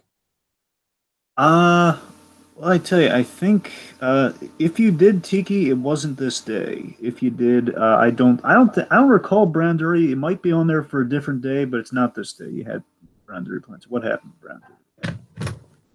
All right, so I get to the Brown Derby Lounge. I don't intend on getting into the actual restaurant because you need a reservation for that. But I get to the Brown Derby Lounge, which is outside. I have a drink while I wait for a table. The drink, I actually do remember the drink I had. It's a fruitcake martini. Ooh. And Dragon, it had like a fruitcake rim on it, and it was so sweet and delicious. I sign off on it. Very nice, very seasonal. I'm impressed. Yeah. Okay, so Dragon, I go to the Brown Derby. I have the famous Cobb salad, as you see here. Oh, this thing is one of the best fucking meals of my life. Really, Cobb salad impressed. It was phenomenal. I mean, the ingredients were just so fresh, so well prepared. It doesn't really show up that well because of the lighting in this picture, but the presentation was outstanding. I mean, just oh my god, Dragon! This is the kind of meal that you just live for as a foodie. So, all right. So after that is when I venture back into Toy Story Land. Toy Story Land, I didn't go on anything. I spent about 15 minutes back there wandering around, taking in the nighttime atmosphere. I gotta know one thing. Like what? I'm sorry, I was gonna say I gotta know one thing. Is there a seasonal? Do they have a seasonal overlay for Buzz Lightyear? I'm seeing if this is that night, I'm seeing nothing indicating that. So, yeah, unfortunately not. I don't. But still, it's cool looking. Oh my god, it still looks. Look at the neon behind out. Man, it still looks cool. Anyway. All right. So basically, you're sightseeing around Toy Story Land at night, and you're seeing some cool stuff. And a little pose of the Iron Man, who again seasonal camo. It's nice. Yeah, Dragon. This was one of my favorite moments of the trip. Honestly, with a character, this might be my favorite character interaction because he was just kind of wandering around. I was like, "Hey, take a selfie." He's like, "Yes, sir." And so we take the selfie, and he's like, "Thank you, sir. Enjoy playtime." Oh my god, that's great. Yeah. I was like, "Oh my god, that's so cool." Oh, that rocks. Okay. All right, yeah. Here's the entrance to Midway Mania. As you can see, it looks Oh really my God, it's cool. the Prospector. I'm sorry, I'm geeking out. Yeah, yeah.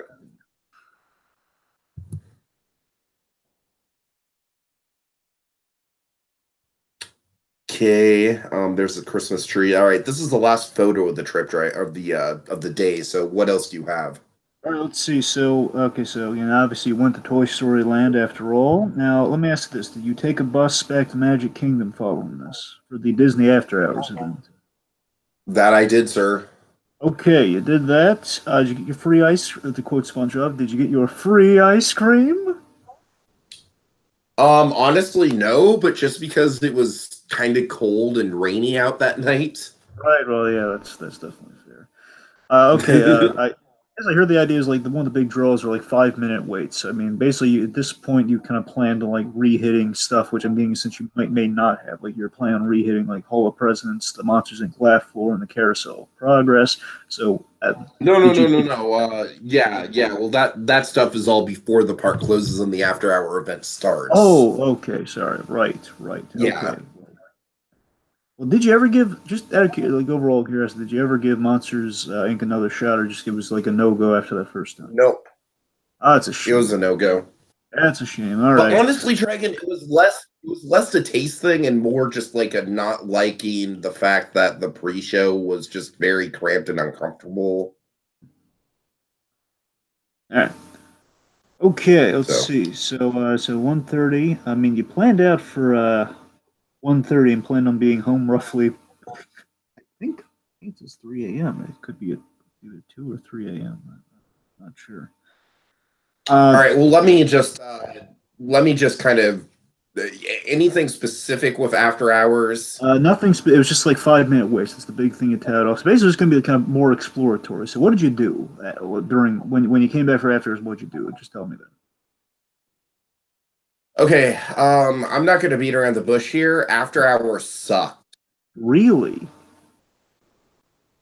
But only because so many rides were closed.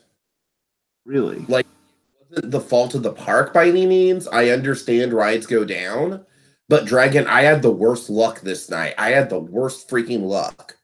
So first of all, as I get into the park, I hear that Seven Dwarfs Mine Train is down, and so I asked the guy, I'm like, any chance that it's going to be open for after hours? And the guy's like, well, yeah, that's ideally we would, but I can't guarantee it. And I'm like, yeah, sure, sure.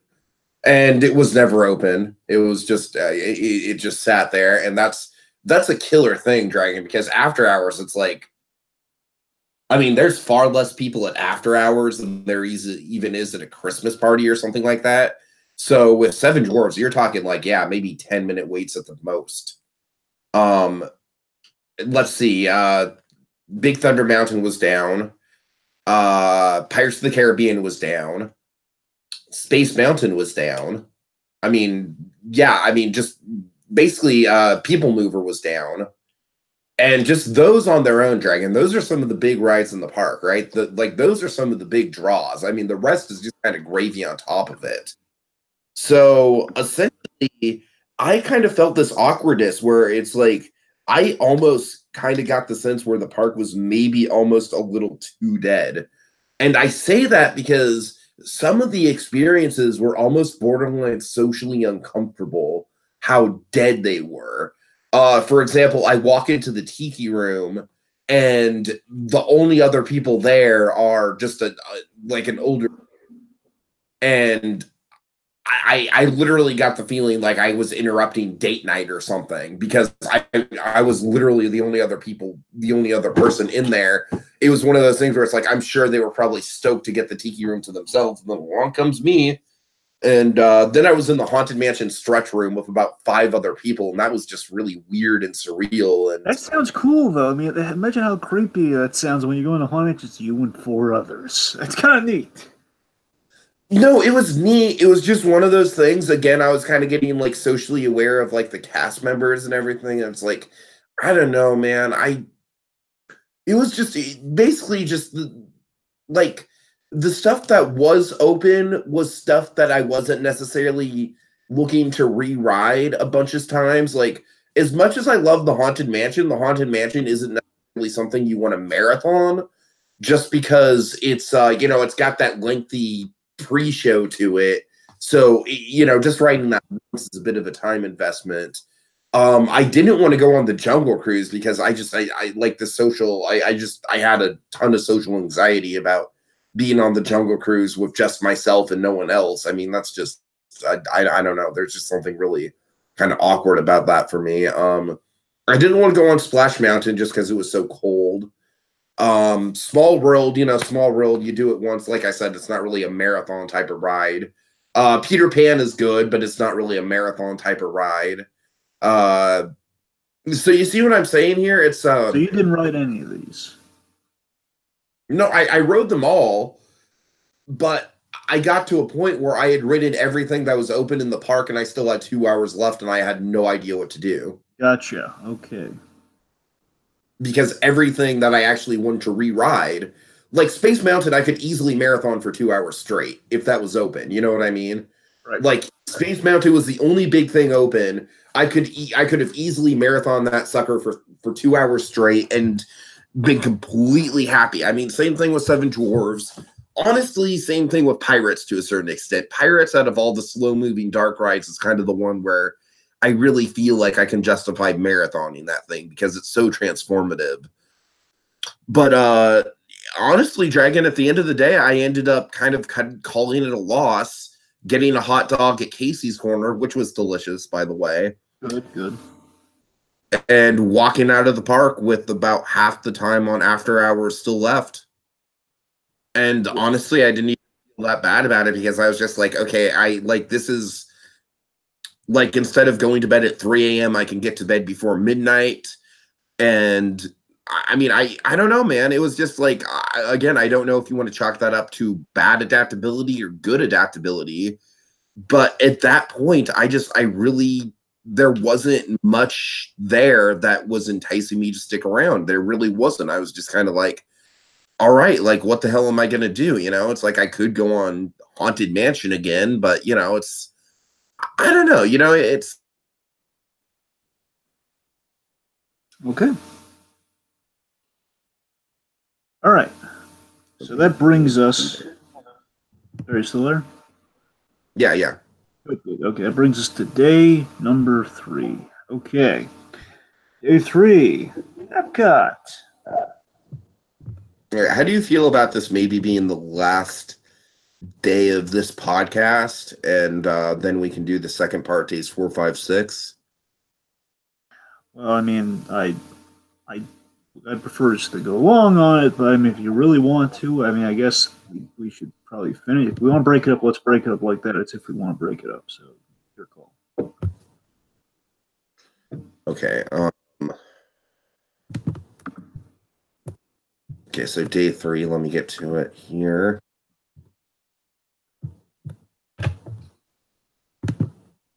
I would just say day 3 is going to go on pretty long. Well, there's not really a lot. Oh yes, right. Yeah, you're right. Day 3, that was a lot. Oh, well, let's at least get to the end of day 3, and we'll make a call then. Okay, we'll definitely get to the end of day 3, and maybe you can give me a grade for halfway through. Well, I can tell you how it's looking. I'll give you that much. Okay. All right, so day 3. This is the first Christmas party day. Why are you backwards? What? The picture is backwards. Everything's Darkwing Duck and the hat and everything is all backwards. I don't know. And that's just the way it came. Weird. I'm sorry. Keep going. Sorry, Epcot. Okay. Yeah. So Epcot. All right. So Dragon. This is basically where I. Okay. First of all, this is the show building for Guardians of the Galaxy, and it's fucking massive. Huh. Just wanted to point that out. Okay, so remember my my little story of the pleasant frozen bakers? Yes, you might want to regale the folks here about that briefly. So I want to hear you. I want to hear you retell it, Dragon. I want to see how good you can tell that story. All right. Okay, folks. So let me tell you let's spin you a mini yarn here. Okay, so Tiki, it's Epcot. It's day 3. Tiki's feeling good about life. I gather. He kind of turned in a little early. He's feeling a little defeated, but you know what? He's going to the park strong day 3. Am I anywhere close with that? Yeah. Okay, so it's day 3. It's Epcot. He's going to hit Frozen around rope drops. So, we're going to the Norway Pavilion, I take it. So we're in the Norway Pavilion. Tiki's there, and you know what? Tiki's feeling a little peckish, because why not? He's feeling a little peckish. You know what he does? It's there, and he goes to basically there's a little pastry shop, little kind of bakery area. Hold on. I'm going to stop you right now because you're missing a key detail. So to Norway, and I'm going to Frozen. As I'm walking to Frozen, there's this little adorable opening ceremony that they're doing for the bakery that's right across from Frozen, Right. where 2 of the Norwegian cast members like ring this little bell, and they're just like in the most pleasant way they could possibly muster. They're just like, the bakery is now open. So the idea, folks, is Tiki sees this and he goes over there. It's just so darn charming. These guys, they're so invested in what they're doing. And it's like the little ceremony they used to open the bakery, presumably every day. It's like, oh, opening ceremony says, now the day can be. It's the Norwegian equivalent to time to make the donuts. It fucking tickled me. I mean, it still tickles me. That's the thing. Essentially, it's the very pleasant Norwegian equivalent of time to make the donuts. Essentially. He wanders in there. He's just all chipper and everything. So, but let's phrase it like this. Okay, so last night he had kind of a somewhat disillusioning moment.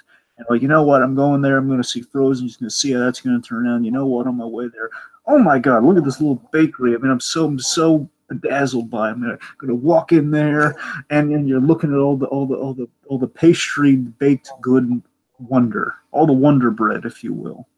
So you're going in there, and you dazzle, and you're having a very pleasant interaction with these Norwegian pastry makers. Yes. Do we have pastries in there, or is it all bread items? I mean, it's all pastries. Good. All of it's pastries. Just want to make sure. I mean, I don't know why I'm thinking bread, but yes, it's all pastries. Yes, pastry delight, pastry panache, if you will. So you get in there, you have very pleasant interaction, and essentially he recommend. God, I'm blanking on the specific pastry Tiki. So he's the school bread. That's where you're thinking of bread. That's where you're thinking of bread. Yes, that's it. Yes, that's why. Yes. So have you tried this school bread? It's very Oaken-esque, and again, that was your. Oh my gosh, it was Oaken-esque, Dragon. It really was. Like Chris Williams has felt a disturbance. Like I feel like someone's imitating me. I'm trying to make Disney magic here, but I have the sense that somebody's imitating, but I feel flattered by it. I'm just going to keep going about my day. Anyway, so back where that disturbance originated from.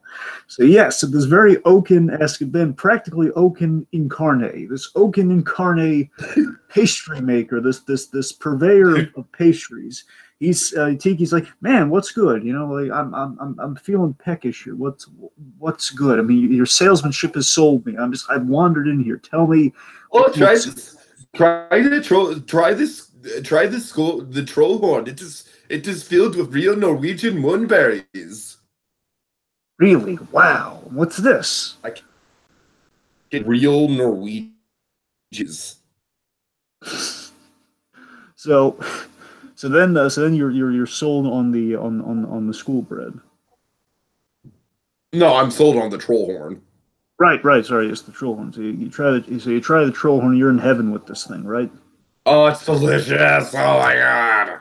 You both have like what was the exchange like in the reactions like when you thank this glorious man?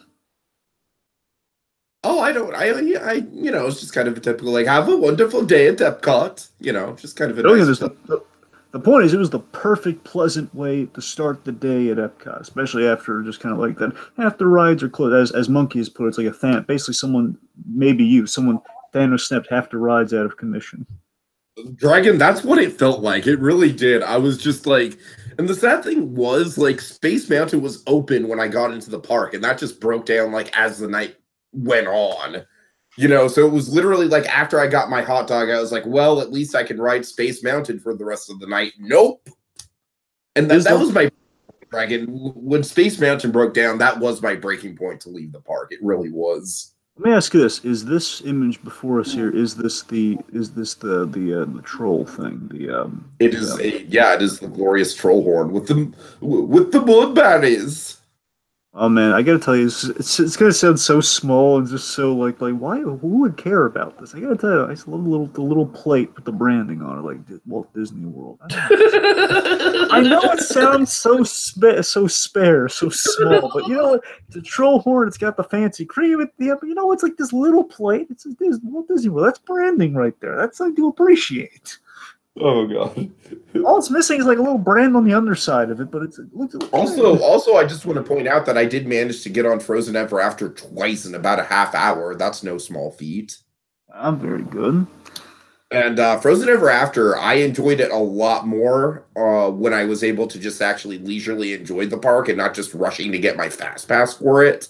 Right. I think it's a damn good attraction, and honestly, I think that the way Frozen kind of interacts with the rest of the pavilion, like I kind of interacted with a proverbial Oaken in a way. It does warm me up considerably to the idea of Frozen being in Epcot. Usually, when you go back, Tiki, well, eventually when you go back, whenever, you should go to this place again. You should greet whoever the cast member, whoever again, maybe it's the same guy, who knows, whoever it is. You should greet him with "Yoo-hoo." No, I would not do that, Dragon. I was saying, like in a jolly way when you enter, like "Yoo-hoo, everybody, hey!" So, I don't think these people appreciate them stereotyping. all right, fine. Well, they get it though. It's a Frozen reference. They're in the forget anyway. So, okay, so yeah, so after, so twice in a row. Is that right? Uh-huh. Okay, twice in a row. So then, literally the entire time I'm going around, I'm like, oh man, this is a really good attraction. It's so much better than I gave it credit for my last trip. But that bakery, though. That bakery, that fucking opening ceremony. Yep. Okay, so so you get there, you ride the ride. Okay, so then at 10:10, you're slated to do Spaceship Earth. Did you do that following that? Did you do anything in between? What happened? Nope, I just went straight to Spaceship Earth. Okay, have a good time. I gotta admit, Spaceship Earth, like, it's kind of normalized itself for me. Like, I was like blown away by it on my second trip, or on my first trip, I should say. This time, I didn't feel as urgent to get on it over and over. Like, I did it a couple times. I liked it just fine. It's a very ambitious attraction, to be sure. I love the architecture of Spaceship Earth more than anything else, Dragon. I just love the whole like, oh, you can fit a whole ride in there, like in the giant golf ball. I love the whole idea that there's a whole complex Pirates of the Caribbean style ride in what is the icon of the park. Like, I don't know, I just think that's so cool. All right. Okay, Journey into Imagination. You hit that next. I don't remember if that was next. I definitely did that in this stretch of time. All right. Soaring around the world. Did I have a fast pass for that?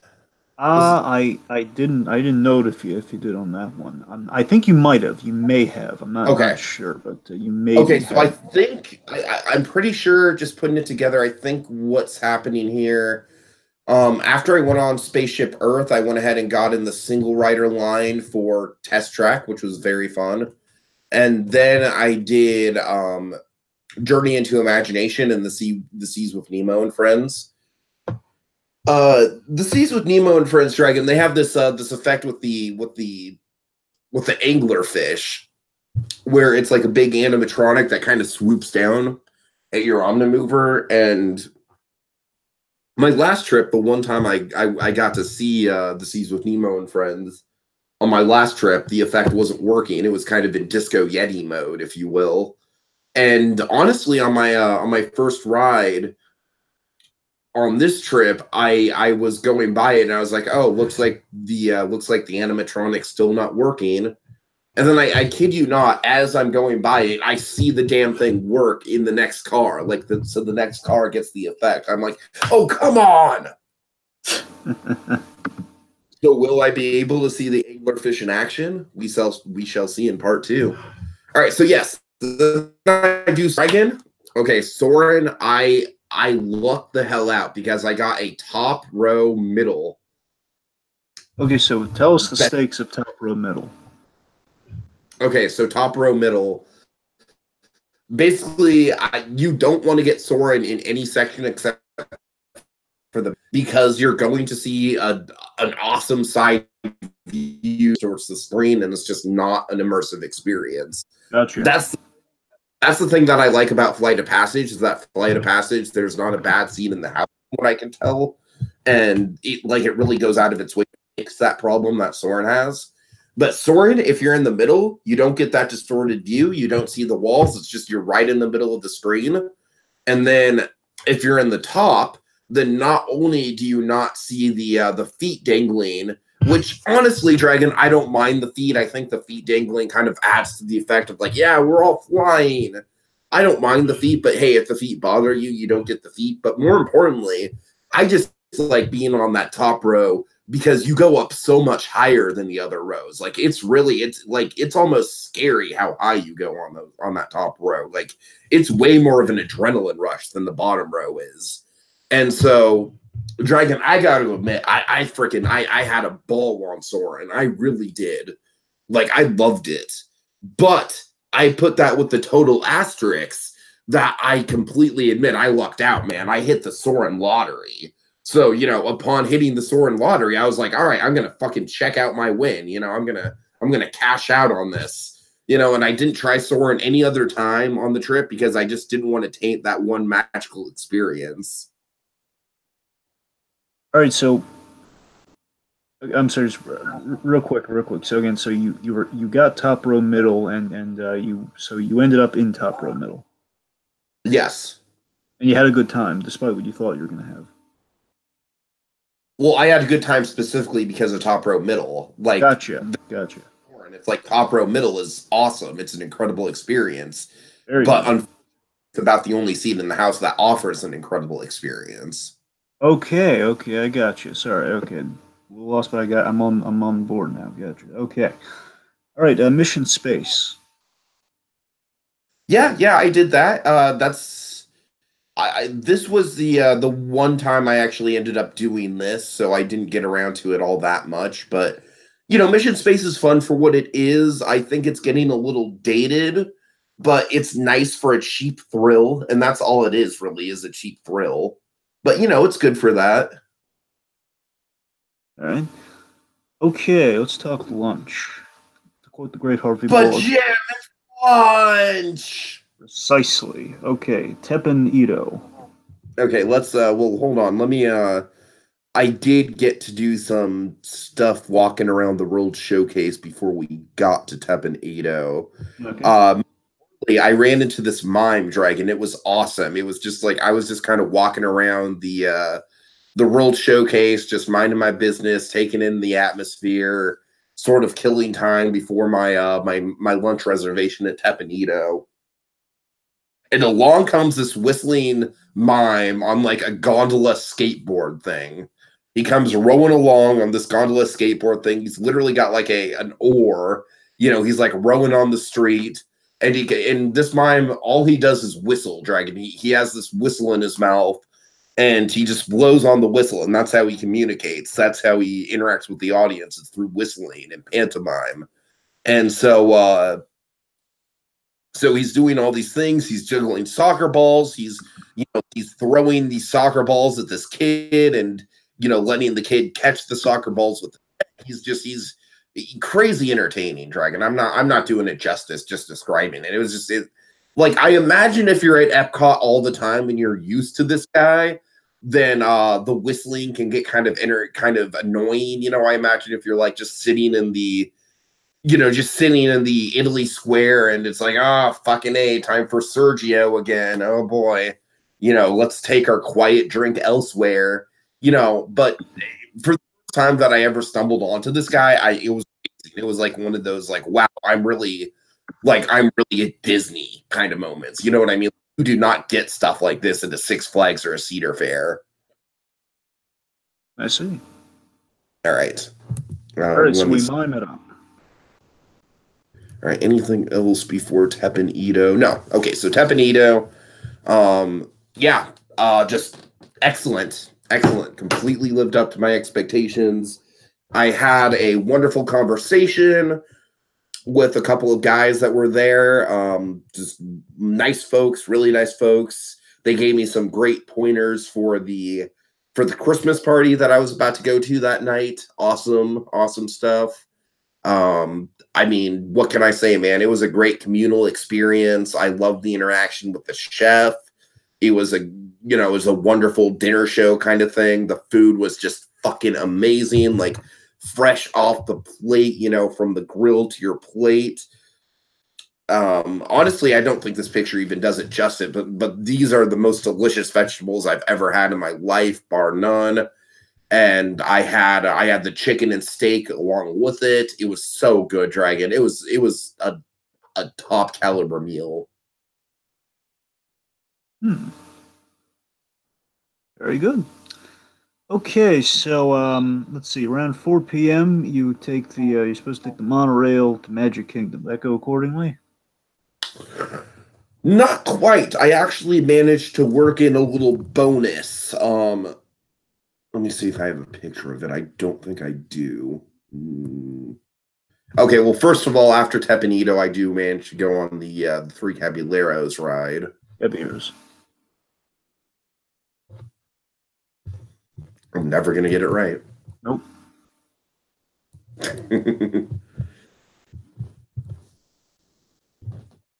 Which is fun for what it is. Okay, so let's talk Christmas party.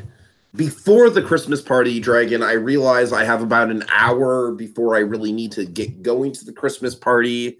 I've done everything I want to do at Epcot for the moment. And so I decide, you know what? I'm going to head over to the boardwalk. This is going to be my chance to go to the boardwalk. And you mentioned Abracadabra earlier, Dragon. That's exactly what I... Yeah. Abracadabra was great. This was another highlight for me, man. I loved it here. It was like, this was some of the best cast member interactions. I ended up having a really awesome conversation with a couple cast members here. One of them was a former GameStop employee, so I got really down into the nitty gritty about like all the juicy GameStop gossip about like the mandated sales figures and stuff like that, and we geeked out over Smash Brothers, and then there was a girl from Scotland. She had a really thick Scottish accent. And Dragon, she might have been the most memorable cast member of the whole trip, not just because of the Scottish accent, but because she just had this great kind of fiery, take no bullshit kind of attitude, and she had this great kind of sardonic sense of humor to her. Like, I was in this place for about an hour and a half, so I really kind of got to know them a little bit. And I don't know, man, it was just, I wish I would have remembered their names. But it was just a wonderful, wonderful cast member interaction. I had 3 drinks. I know one of them was a Manhattan. Basically, my main goal was to just get a little schlockered before the Christmas party. And, it did its job for the most part. But really, at the end of the day, I don't, the drinks are fine. The drinks were fine, but it was the service that I remember. I mean, the service was just impeccable. Good service. All right. Yeah. So, like I said, man, like the Disney cast members, I love Disney cast members to death. I really do. They're some of the best people in the world. Okay, so after that, Dragon, I go ahead and instead of taking the monorail to the Magic Kingdom, I go ahead and cut out some time, and I go a little bit more direct, and I take the bus from the Magic Kingdom, or I'm sorry, the bus from the boardwalk to the Magic Kingdom. Now, this was a tip that the guys I was talking to at Teppen Edo told me.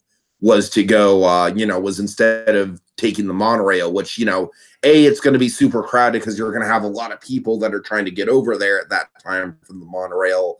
And B, the monorail, you have to switch monorails at the Ticket and Transportation Center anyway. So, there's an extra step. Whereas taking the bus, you just get right there.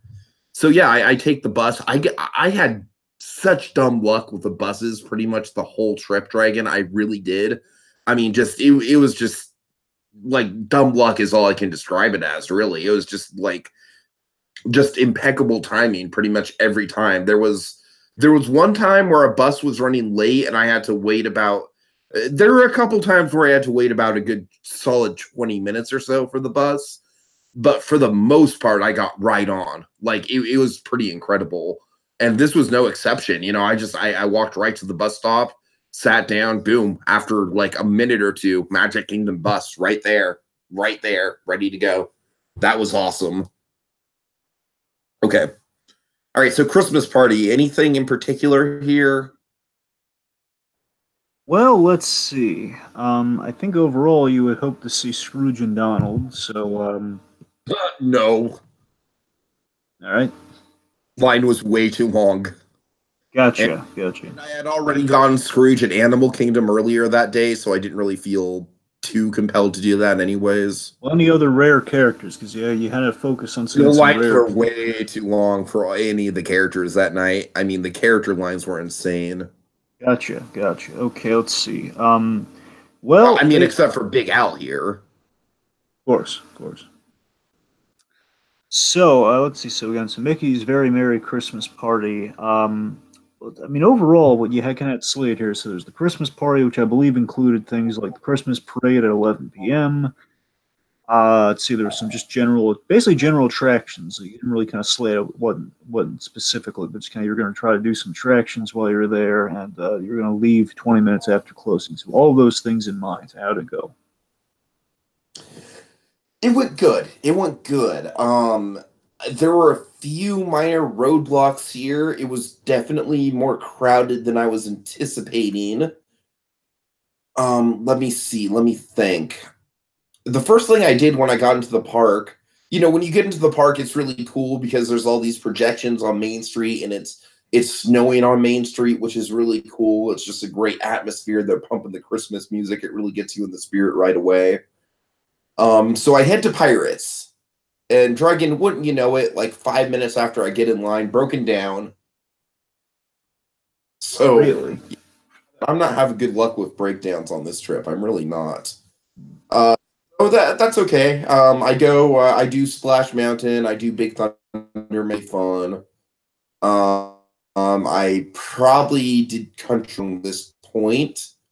Let's see. I mean, I hit up a bunch of stuff.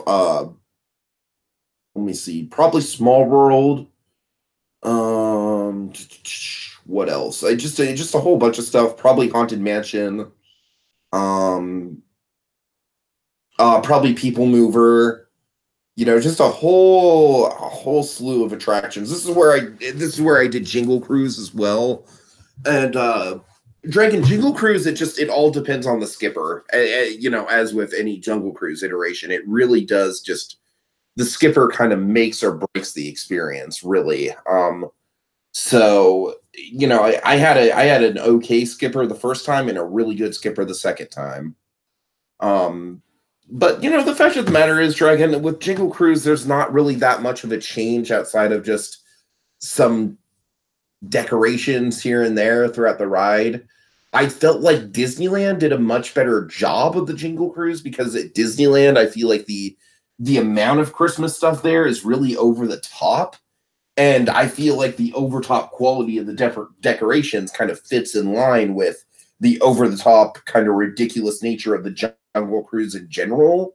And for that reason alone, I honestly think Disneyland's Jingle Cruise is one of the best holiday overlays that Disney's done. But unfortunately, they're not doing it anymore for some reason. So, we'll see how that goes. But yeah, then we get to the parade. Now let me kind of switch through some pictures here. See what we got. Okay, yeah, I definitely did Country Bears during this time span.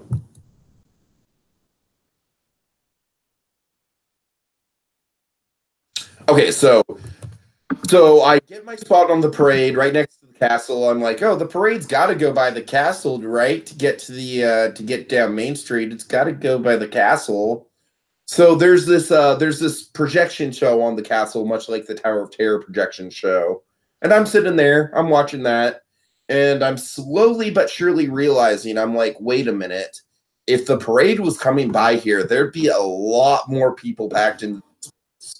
So my heart kind of starts to sink, and I'm like, shit, I don't have a parade spot, do I?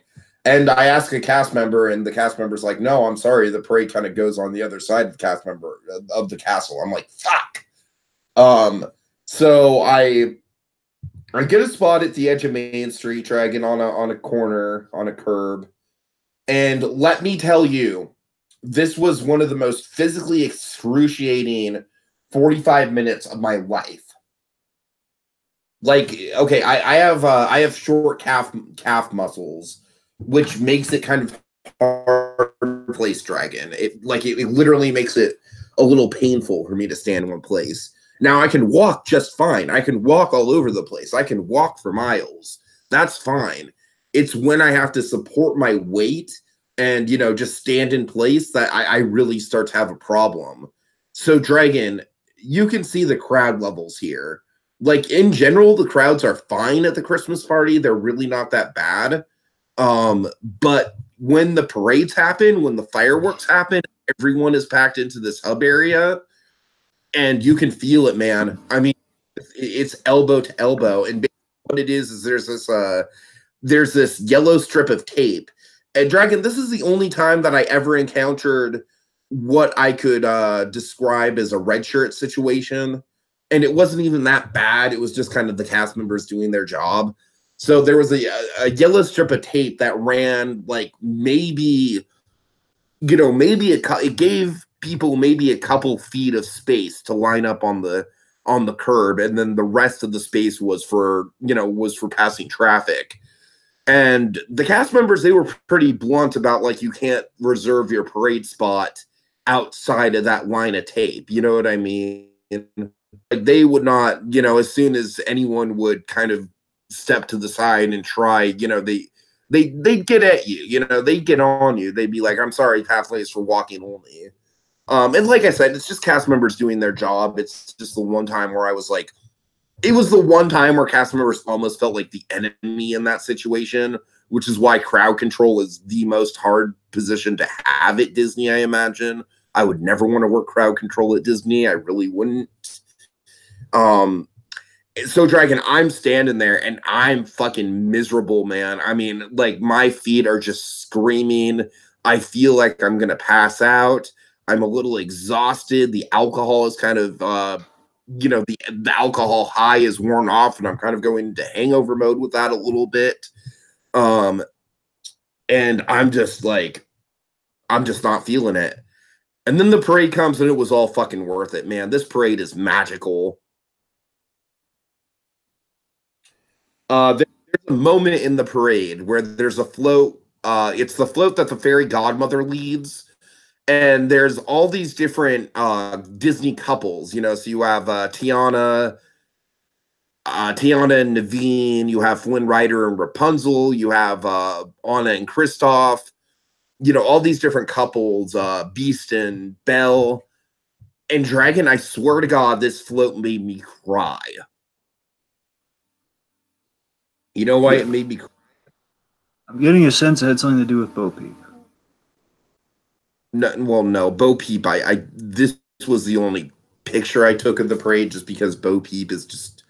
Like, tell me if I'm wrong, Dragon. This thing looks terrifying, right? Well, bear in mind the photo is a little blurry. Tell me, is that a fake face or is that like a? Yes, it's a fake face. I wouldn't say terrifying, but again, based on, like, it's a little uncanny. It's a little off, yeah. But I'm just saying, I'm more excited to see. Oh my God, Bo Peep! They have Bo Peep there. It's kind of so cool. So basically, a little bit. I'm at war with that a little bit. But I mean, I'm sure, yeah, it's probably a little uncanny looking. All right, but no, the reason I got so emotional during that float with all the couples lined up is, Dragon, it was basically like all the iconic Disney characters throughout my lifetime, right? everything from the 90s Renaissance characters straight up into the 2010s. So that's why I got emotional, because it was representing Disney in different stages of my life. You know, Beauty and the Beast and Aladdin and Jasmine from my childhood. And then Tangled came out when I was just graduating high school, and I remember I was with my first girlfriend when Tangled came out, so that was a very pivotal moment in my life. And of course with Frozen, we've covered Frozen so much on the podcast. That's been such a big deal, and it got me really emotional, because it just made me kind of realize that Disney's been with me every step of the way. I know it sounds corny, but it's like, man, I am someone, like, for better or for worse, Disney is with me. Disney is a part of my DNA. Disney will never leave my life. Like, this is a company that I am going to follow to my grave. Like the song, Tiki, it's like when you wish upon a star, Disney's the guiding star. It's the guiding star. It's the one that presides over all. It's always there. It's always there. It's always watching in a good way or a bad way. And look, it's like, I completely understand the reservations that people have about Disney these days as a company. I completely get the whole monopoly of it all. I absolutely get that. But on the other hand, man, when Disney consistently turns out quality stuff, it'd be one thing if the MCU films were mostly cash grabs, but the MCU films are all at the very least good. You know what I mean? They're all at the very least good. And, Star Wars has been a little bit more divisive. That's a different subject entirely, but at least Disney's kind of course correcting with Star Wars a little bit. I'll admit that Fox was maybe a little much for them. We'll see how that plays out. But, I kind of just wish Disney would have just somehow been able to get Fantastic Four characters without having to buy all of Fox to get it. But I digress. We'll see how it plays out. I've heard some very interesting new stuff about that, but I won't say it here. But, yeah. All right. But suffice to say, Dragon, it was just, what I'm talking about, though, is just one of these moments where it hit me on a really emotional level. And I really started to tear up just seeing all those characters up there and, representing different points of my life and how much each and every one of those characters has meant to me at different points in my life. I hear you. All right. Okay, and just very simply to round out the night, I went on Space Mountain a couple times, and I did the People Mover. Yay! And that's it. Right. Let me see. Dragon, I think I pretty much went according to schedule with the bus. I left the park about 12:20. I got on the next bus out of the park, so that all worked out well. I was in bed by probably about 1:00 in the morning. Would you leave 20 minutes after it closed? Yes, because I did Space Mountain right as it closed, and then, with Space Mountain, there's that long walkway that you have to walk out of once you get out of that ride, so that took up a good 10 minutes or so. So, I was out of park roughly about, 12:15 or so. All right. Dragon, I'm going to give you 3 teasers for the next 3 days, all right? You ready? Getting a sense we are definitely breaking this up, right? Oh, yeah. Right. Okay, so day 4, the teaser for day 4 is, holy crap, it's cold outside suddenly. Huh. Okay, day 5, the teaser is, I love Epcot, as if that's not obvious enough. Okay. Okay, and day 6, the teaser is simply, I was not prepared for this many people! Wow, okay, day 6 has my interest. All right. Okay, so Dragon, I'm very curious. You don't have to give me a grade yet, but I'm dying to know how I'm stacking up so far. Well, I'll give you some leanings. I won't give any numbers, but I'll give you some leanings, like kind of like you have like a good or like hot or cold, good or bad sort of thing. All right. So travel things are so far. Again, bear in mind this is 3 out of the 3 out of the 6 days. 3 out of the 7 days. So well, 0. Okay, sorry, 4 out of the 7 days. So 4 out of the 7 days so far. So far, you're You're in good so far, so good on travel. So far, so good on travel. You're in the green on travel right now. I'll say that much. Let's see. In terms of layout, well, layout's a little more dicey. Okay, in terms of cheers, that one. Let's just say that one might be a little bit tricky, but maybe not in a negative way. That one's just gonna be a little bit more of a noodle to figure out. But that one, point is, cheers could go either way. Dining, I gotta tell you, so basically, you're looking better on cheers than you're looking on dining. Dining's a little over the middle so far. I'll direct you that far. So far, dining, it's definitely it had a big pot shot handed to it. So dining, we'll see how dining pans out. Dining could be saved. In terms of attraction achievement, I literally had one of the best meals of my life in terms of dining. Two of the best meals of my life, honestly. That's what I'm saying. So I think dining, and so far again, let's you have some mind blowing stuff for the next 3 days. Like to be like, oh my god, I got to recalculate big time. I think dining you're looking in good shape on, but still you're going to have a blow to work with against that. So we're going to see how we count at the end of the day for that. Attraction achievement so far. I don't know. I mean, again, he had some blows really struck there with the whole the after hours stuff. So I don't know. Attraction achievement. I so far, unless we gotta see how you do in the next 3 days, but so far I think it might be might have lost a few points on attraction achievement. But so far you're accomplishing everything. So again, I think that one. Okay, I mean, to be fair with the attractions thing, just to play devil's advocate here, it's not like I lost out on anything that I wouldn't have done anyways with after hours. Like, literally the only thing I lost out on was doing stuff like Small World and Peter Pan multiple times. You know what I mean? It's like that's the thing. I wouldn't count it that much against me, and honestly I would obviously I'm not grading myself here, but I think at the very least, you got to give me some credit for adaptability where I kind of saw a bad situation. I kind of got out of it before it wasted too much time. And, the added benefit of that was I got a good night's sleep out of it at the very least, instead of draining all my energy and going until 2 a.m. Well, yeah, it's not all written in stone quite yet. Again, I think attraction achievement could definitely work out in your favor. I mean, that's not a detrimental thing against attraction achievement. Anyway. Let's see. I think you're looking good on. I am, but it's greasy. Okay. Yeah, sorry. Go ahead. Exploration, you're looking good, and exploration's looking really interesting. I think you're looking good in exploration and adaptability. So far, so good. But I gotta tell you, what you're teeing up there sounds like, oh boy, adaptability might be in for a wild ride. Day 6 is definitely the make or break thing. Day 6 is kind of like I built up all this goodwill of adaptability, and now I'm going to knock it down, man. I'm going to knock it down in one fell swoop. I think overall, half of the categories I think you're looking really good on. I think you're looking really good on half of them. The other half, again, we'll see if you can salvage it. But I mean, so far so good is what I'm basically so far. I think you're definitely getting a passing grade. But I think on the other end of things, it might not be like, I don't know if it's going to be in the A category. Okay. We'll see how that's going. But again, so far you're halfway there, and as we are right now, we are halfway there to the completion of this. So, all right. Do you want to? Now, I gave some teasers on the last 3 days. Do you want to give some teasers on stuff that you have written down? Any major highlights that you're excited to hear about?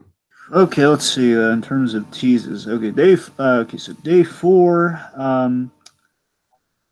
Day 4 is pretty straightforward. Day 4 is kind of an